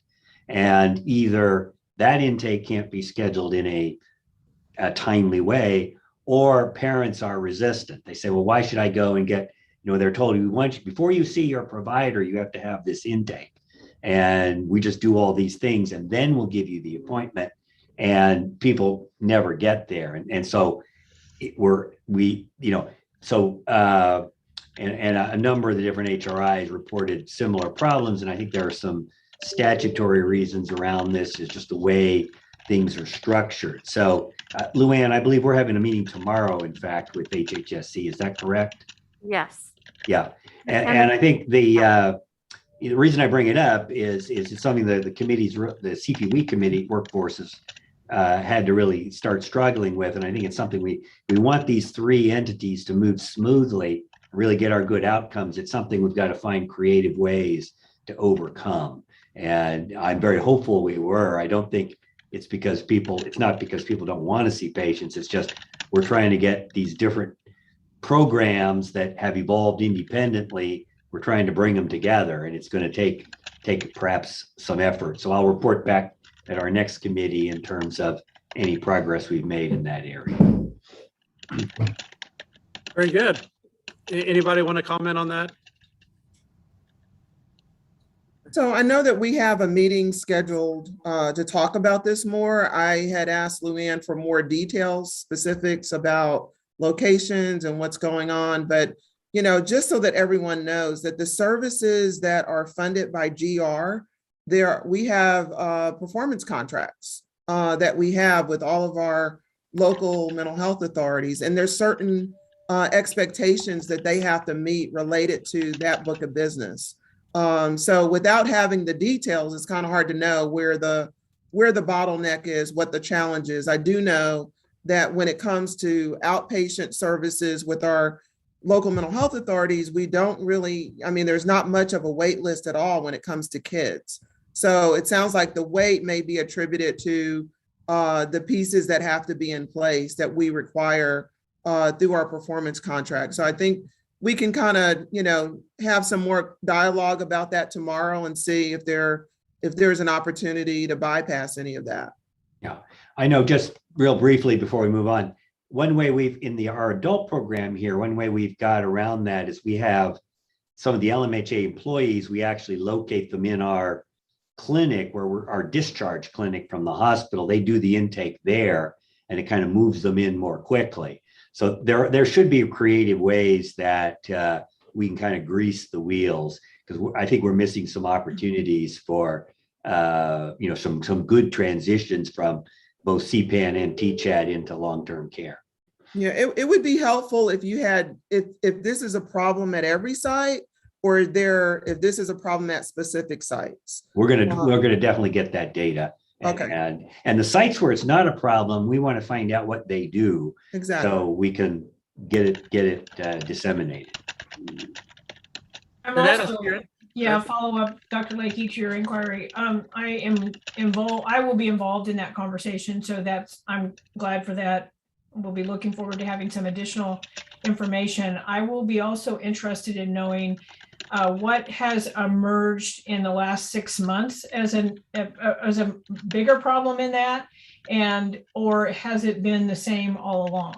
Because we now have post kind of the Delta variant surge, the biggest workforce challenge that we have ever had. And I look past over a course of 40-year career, and the challenges are enormous. And some of that is causing a slowdown in terms of getting people in, just the workforce challenge itself. So be really important to understand what the whole scope of that is and the locations, and see if there are things that we can do to speed that up. Very good. Thanks, Danette. Dr. Wakefield?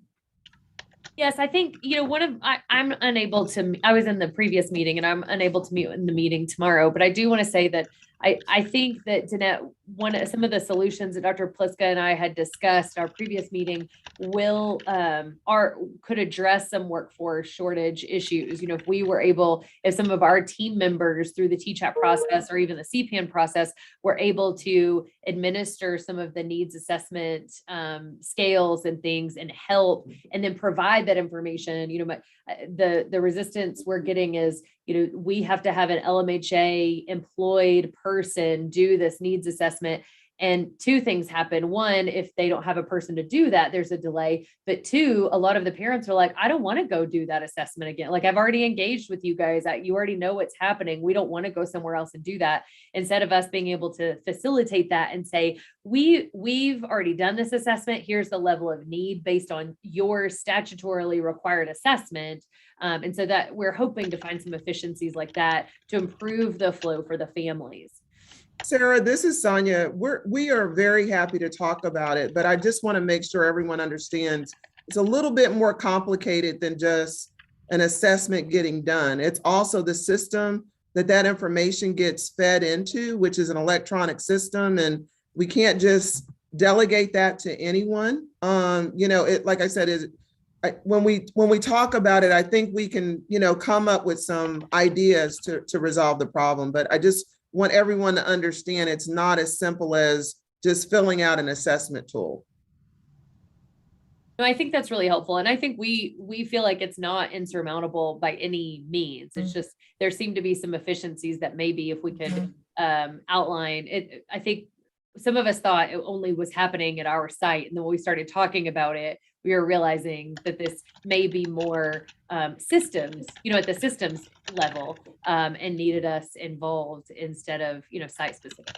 But, I do want to say this, and to piggyback off of what Danette talked about, I would agree with Danette. This is like, I've been doing this work for more than, 20 years. I've never seen workforce challenges like what I'm seeing today.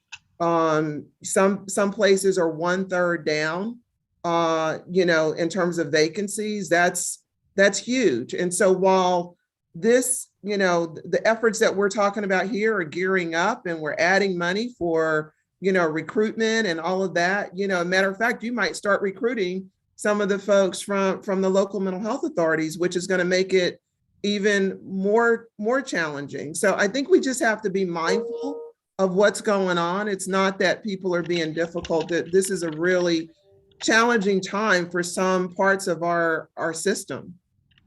And I guess what I would say is that what I'm hearing Steve say is not finger pointing, just trying to make sure we solve this. Everyone understands it's a really tough time right now with COVID and the impact and trying to work through these issues. And so again, this is, I think, the value of having these conversations and having that conversation tomorrow. I hear what I'm hearing from all of you is trying to figure out how do we improve the system. I guess the other thing I'd add is, if we have these ARPA funds and we're building out some of these programs to see kids with, in person with CPAN, if there's other smart things we can do with some of those funds, part of this conversation we've had this morning, please let us know and kind of help us think through how that could be useful. As a follow-up to you, Dr. Leahy. I don't see this as a finger pointing kind of conversation either. I'm quite sure that Sonia doesn't as well. This is the first that we have heard that this is a specific challenge across the state. So, but at the same time, because of the workforce challenges we are hearing now, that have been emerging over the last couple of months, building, let me say, it doesn't really surprise me that you're feeling it as well, right? That it doesn't surprise me. So the assessment tools that we are required to utilize are assessment tools that are identified by the state. They are required uniform assessments. If there are ways that we can expedite those in some way, I'm sure that the agency will consider what it considers to be feasible in terms of doing that. I also think this could be a conversation that helps to inform exceptional items that are exceptional items both for TCMHCC initiatives and for the local authorities. If we're finding a place in which our ability to pick up and go the long term is challenged because you're growing, we're identifying more people who are in need of services than we have previously, and maybe even individuals who have more complex issues, although that's hard to think through, but it is possible, particularly if we think about kids who have not been seen previously and who require more time, then it could be that we have exceptional items that we propose to the agency that runs along a track for the local mental health authorities as well. No, I think that's a great idea. So again, this is why you're part of the consortium. You guys are incredibly helpful to us as we try to work through these issues. And so thanks again to Danette, to you, to Sonia, and look forward to hearing from that productive conversation tomorrow about how we can improve that system of care. All right, Steve, anything else? Okay, very good. All right, let's go to item number 7 then, and the Communications Outreach and Engagement Strategy Development, and our guests from the University of Texas Austin Center for Health Communication, Moody College of Communication. Melanie Susswin. I probably mispronounced your name. I apologize, but Melanie, let me turn the podium over to you. That's okay. I mispronounced it the first time I heard it as well. So, sweet wine, Susswine. So first of all, thank you all for having us. I know that my time is limited. Our time is limited. I was given a 5 or 10 minute time frame, but I do want to take a minute to introduce myself, and Jessica, who is also on this call, is going to introduce CHC in just a minute. She's our deputy director. I'm new to CHC, but have been working in health communications in Texas for, I think I'm on my 18th year now. And I'm really excited to be working on this project. And I'm going to spend some time today talking about our project plan and what our aims are.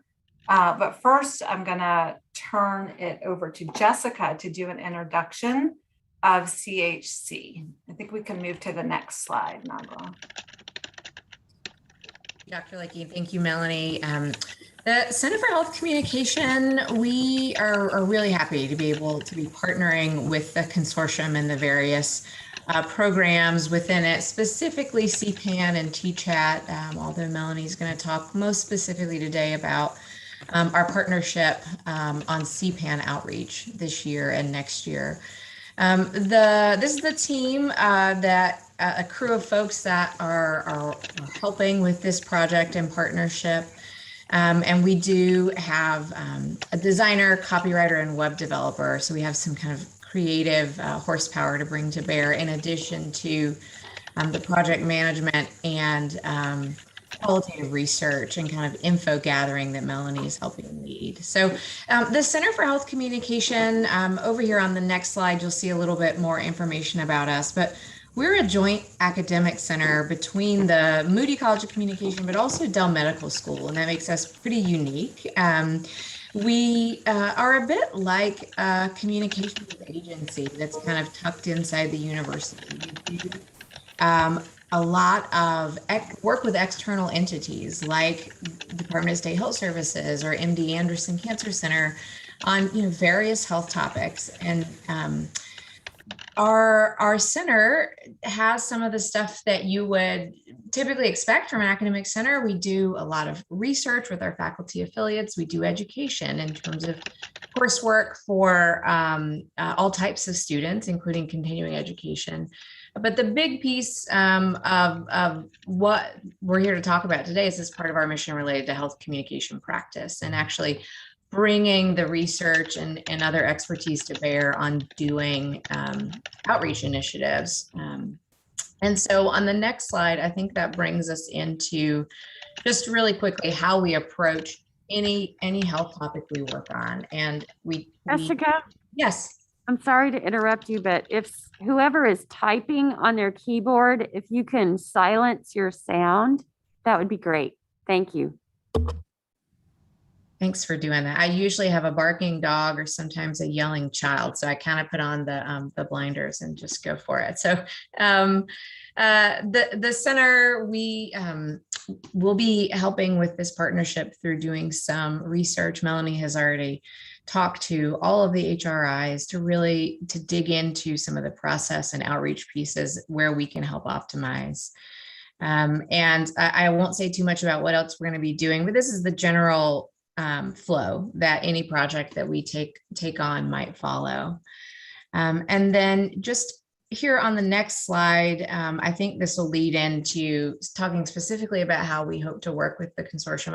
I want to say that the Center for Health Communication, we have done a series of other projects that we think give us some good experience to bring to bear on this project. I mean, one that comes to mind immediately is our work helping Texas Health and Human Services promote the prescription monitoring program, which is a database of controlled substances. So it's something that's free and available for clinical decision making, but prescribers in Texas weren't using it. And so this is a good parallel to this type of project where we're really digging into how can we get prescribers, physicians to utilize a really helpful public health tool. So Melanie, I'm gonna turn it over to you to talk more specifics.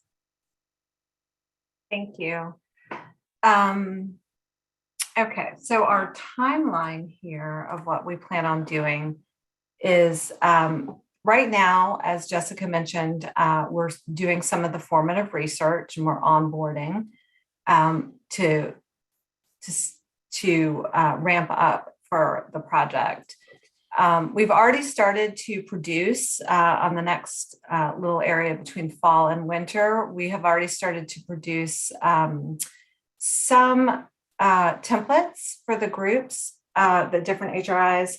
Our ultimate goal when we look at those objectives that we're trying to shoot for on the previous slide is to create a communication and outreach plan that is statewide, but is also responsive to the different areas of our state. We have a lot of diversity and a lot of different needs. So part of the HRI conversations that I'm having, they are mini focus groups that I've been doing with the different HRIs. And we hear from them some of the different needs, whether those are cultural needs in terms of the people that the providers are serving, or if their needs in terms of, or if their cultural needs in terms of how their service area operates, such as having more nurse practitioners and more physician's assistants than actually having providers. So we're trying to be conscious of all of that when we roll into a communication plan. As we finish the HRI interviews, we're now moving to provider interviews, and I've started to set those up. Each of the HRIs are connecting me to some providers, and we are hoping to have very brief conversations, 15 to 20-minute conversations, trying to understand from them what has surprised them about the program, how do they talk about it when they speak about it to other colleagues, what space they're occupying on social media and so forth, and why a provider who is similar to them might not utilize the service, so that we can address our communications accordingly. Once we finish with that and create our communication and evaluation plan, we will move to creating the strategies and tactics, which I'll talk about on the second slide, the next slide in more detail. And then we will follow up with continued engagement and an evaluation plan. So on this next slide, we show the different tactics and strategies that we imagine using based on our previous work and experience. And this will be massaged to include whatever research-based findings we culled from our reports that we will start on after the HRIs and the provider interviews. I'll point when we get to the logic model, which is one of the later slides, some of the other inputs that will go into creating the strategies and tactics. But this is what we can expect to see. Yeah, we have the video on there. Next slide, Nagla. So far, as Jessica mentioned, we have focused primarily on CPAN at the request of the state leaders, and we are working on trying to better understand the utilization rates and what we can do in our communication messages to increase general awareness, enrollment, and utilization. On the next slide, I have talked about what we've done so far. Some of it we've already gone over. And I want to point out just getting an understanding of the CPAN ecosystem and the many meetings that has included to be able to understand the process has been something that's been really helpful to us. Attending CMEs and echoes and listening to how the providers are talking to each other at the end of the echo is a really great way for us to be able to mine for messages that we can use in our communication plan. The next slide rounds out the activities that we have done so far, and which I believe I've spoken to, so I don't want to take your time going over those. This final slide here around our activities, when I said that we have already started to develop some templates, this is an example of some social media templates. And this also is an example of when I talk about creating things that can be used statewide, but also allows the different HRIs the flexibility to speak directly to their group. So we have identified 5 different areas of messaging for social media. Did you know, CPAN fact, in the media, endorsement, and CME, just calendar reminders, so that we have the same look and feel all over the state, but again, individual messages. So the did you know can be something that the HRI wants to share. We created a couple of these late Friday that I sent over. I don't think they've been reviewed yet, from a recent article about CPAN that shows some statistics of how it's utilized and how many doctors are pleased with it. And so we put some of those in the did you know. CPAN facts are just what we're hearing is perhaps doctors don't realize, other providers, how quickly they'll get a call back, that it's going to make their lives easier. So that's what we're going to use the CPAN fact. In the media is so that HRIs can be responsive to things that are happening in their communities. I saw that an HRIs sent out information after the tragedy at the concert last week and things like that to just remind providers of this, of CPAN being available. Also endorsements, there's a rich database already of providers who are loving this program, and we know that provider-provider communication works.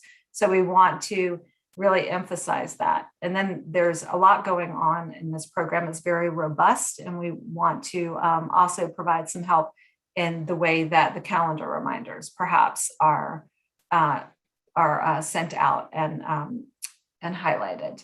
So this is an example of a template that we might use. Again, it's in draft form that shows a statewide view and also individual HRI flexibility.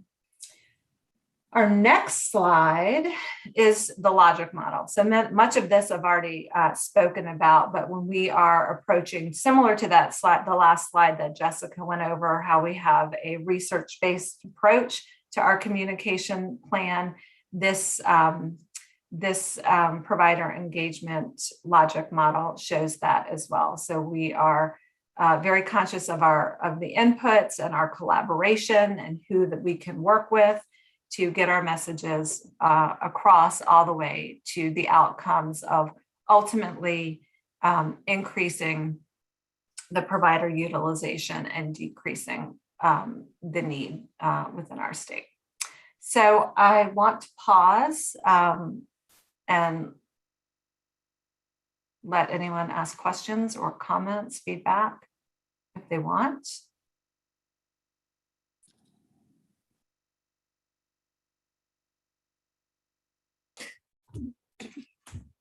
Okay. Can I ask a question? Yes. I can't see who's talking. So, oh, okay. Now I can. In something like this, which is both a statewide and still locally driven, how do you advise? Should there be a uniform communication strategy centrally or locally? I think that it is helpful if we are able to provide a look and feel that people recognize. This is CPAN, this is what it's doing. When you look at that calendar, social media post, you automatically will know. We want you to know without thinking, this is CPAN and this is about such. And then we want the individual communities to be able to do and have flexibility. So I think we're a little too early in the stage to know if we are going to work individually with different HRIs. We're very conscious of the fact and hearing a saturated data point that we want providers to be able to have the same thing across the state, and the HRI saying they want to know that what they are offering looks like what someone else is offering, and that they have the ability to have the same amount of robust communications. But we did talk briefly about having pilot sites or areas if there was a specific need. And I think we're just a little bit too early for me to address that completely. Does that answer your question? Yes. Any other questions? Hearing none, thank you, Melanie, the Susswine. Hopefully I did better that time. You did great. But we really do appreciate you being here today. And, you know, I guess I probably should have set this discussion up a little bit more before I just hand it off. But the goal is to use some modern communication tools to really drive up use of these programs that we're building out and to increase the visibility. And again, having worked with the center before, they do excellent work, and we're really excited about being able to leverage some of that capacity to tell the stories of what you guys are doing, but also increase the participation in schools and with providers across the state. Okay. All right. Again, thank you very much. We're at the last item, but Michelle, I think you have a couple of things. Let me just kind of go around the table here to make sure with our team, if there's a couple of messages we need to provide to the executive committee. Yes, just a reminder that this biennium, our reporting cycle has moved to monthly versus quarterly. That is mainly to ensure that we're getting up-to-date metrics, and also that if there are any issues, we're aware of them very promptly. The project status report has changed significantly now that the programs have been stood up. It's really just an opportunity for you to let us know what staff changes might have occurred, if you have any problems, and if there are items that you want to highlight or make us aware of, you have that opportunity. It's also a checklist to let us know that you have submitted the appropriate metrics to the internal evaluation team. As Dr. Plitzka mentioned earlier, we're working to standardize. There were a couple of forms where we just had some slight modifications based on feedback from the data governance group, and David Lynch is working on those. And so on a monthly basis, by the 15th, for the previous month, if you could ensure that you get your financial data, your project status reports, and you're submitting your metrics to the internal evaluation team, that would be appreciated. We're starting to track those. I do have quite a few HRIs that have not submitted. On the financials, just one minor thing. I realize that you need to wait until your month end close and have an opportunity to review that before you can get me your final financials. So if your cycle doesn't allow you to report that piece of it by the 15th, just let me know. Okay. Nala, do you have anything? Okay. Luann? So actually, I think our monthly reports were supposed to be in today, right? That is correct. Well, actually, I must confess, mine will not be, but I will have it in by the end of the week. So I think we got to get on that cycle of, getting it out to your people who are in charge of each of your programs. And actually, the information we're asking for is not onerous. The new form is very stripped down. It's really personnel changes, any major barriers you had. And if you're in particular programs, there are certain forms that either need to be attached or filled out, but they also are not onerous. It's just a matter of, really, it's the financial part that is a little more difficult for your finance people within the department. But really, we got to get in the monthly rhythm. And once we're in that, I think it's going to be all right. Luann, anything? I just wanted to reference the conversation earlier about CPWE. We will be having a meeting tomorrow with a small group of HRIs that were part of the CPWE conversation. But I know there are others of you who would like to participate in issue identification. And so what we'll do is we will do that individually with you so that we can be specific about the HRI in your particular region as a follow-up, because I know some of you will be available tomorrow for that meeting. And then also the next meeting of the executive committee is going to be December 13, and it will be a shorter meeting, and it will be specifically focused on ARPA and a presentation, as mentioned earlier, on the perinatal mental health. So this next month is going to be really busy for us. And this is where we're going to need your help. Besides having the Thanksgiving holidays, we're going to need within the next month to solidify the plans for each of your universities for each of these programs. We're going to need to solidify, who's going to be involved in the perinatal psychiatric access network, or whatever we decide to call it, and work through the decision-making of what that's going to look like for us in the state of Texas. We're going to have the one-on-one meetings with each of you, and in each of those, make sure that we can understand how you're going to use the dollars that we're going to be able to provide you, if there's some additional needs, and how do we move forward.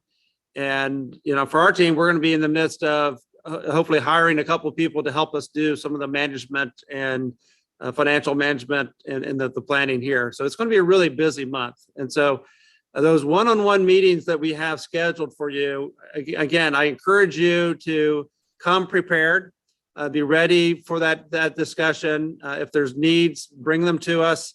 And we're going to try to do the best we can, like we've tried to do the best we can in every other budget, to make sure that your issues are understood and addressed the best we can, and we're the best stewards of these funds possible. But it's, like all of this with ARPA, it's been very quick, and we've had to be very flexible and run quickly in order to secure these dollars. And now we're going to have to run really quickly to use them and be able to tell the story of how, the difference that they made in the lives of kids here in the state of Texas. And so again, I appreciate your input and your support, and would ask that in those meetings, whoever you need in order for us to have the full conversation we're going to need, please have them there, and we will be there ready, and look forward to, again, in that next meeting here, be ready to vote out the budget and start implementing these really critical services. Carol, I see your hands up. Carol, you are on mute. Right, yes. Thanks, David. I have one question related to well, I have many questions, but the most important question related to all this is, will you tell us if there are initiatives where you want sites to join in? So some of the initiatives were people signed up, maybe 6 sites signed up, maybe 8 sites signed up. there might be one initiative that where you want that to be a bigger group. Would you tell us? Do you have opinions like that? I think that'll be part of the one-on-one conversations we will have. And so if it looks like we still have some additional dollars to use, and we know that there's some local mental health authorities that would like to have strengthen the partnerships, that'll be part of the conversation. If there's opportunities, like Steve brought up just a little bit ago, related to identifying a child through CPAN that needs support and needs to be brought in, and we're having, I think the local mental health authority is one option, but there may be additional entities that will want to be able to be funded to bring those kids in. I think that'll be part of that conversation. The sooner that we can have some of these programs uniformly provided across the state, that CPAN in all areas means that kids can come in, or that substance use can be addressed through TChat, and figuring out how do we do that. I think the better off we will be to making things easy to understand by our clients, which are the providers across the state. Carol, does that make sense? Yeah. So there may be situations where we come back to you to say, is there a possibility that you could do more? Or is there we hear there's another school that's in your area that was very interested in support. Is this a possibility? If it's not, then you have to be honest with you. And I know that sometimes you can't, but we are long-term goal trying to make these services universally available across the state of Texas, whether it's the perinatal mental health, CPAN, TChat, et cetera. Does that make sense, Carol? Yeah, that was what I wanted to hear. Thanks a lot. Yep. Right. Other questions for me before we adjourn? Seeing none, do I have a motion from somebody to? I'll make a motion to adjourn, or second. And Israel next to me seconds it. Any further discussion? All in favor of adjourning, signify by saying aye. Aye. Aye. It's unanimous. I'll talk to you all later. Thanks. Thank Bye. you, David. Bye.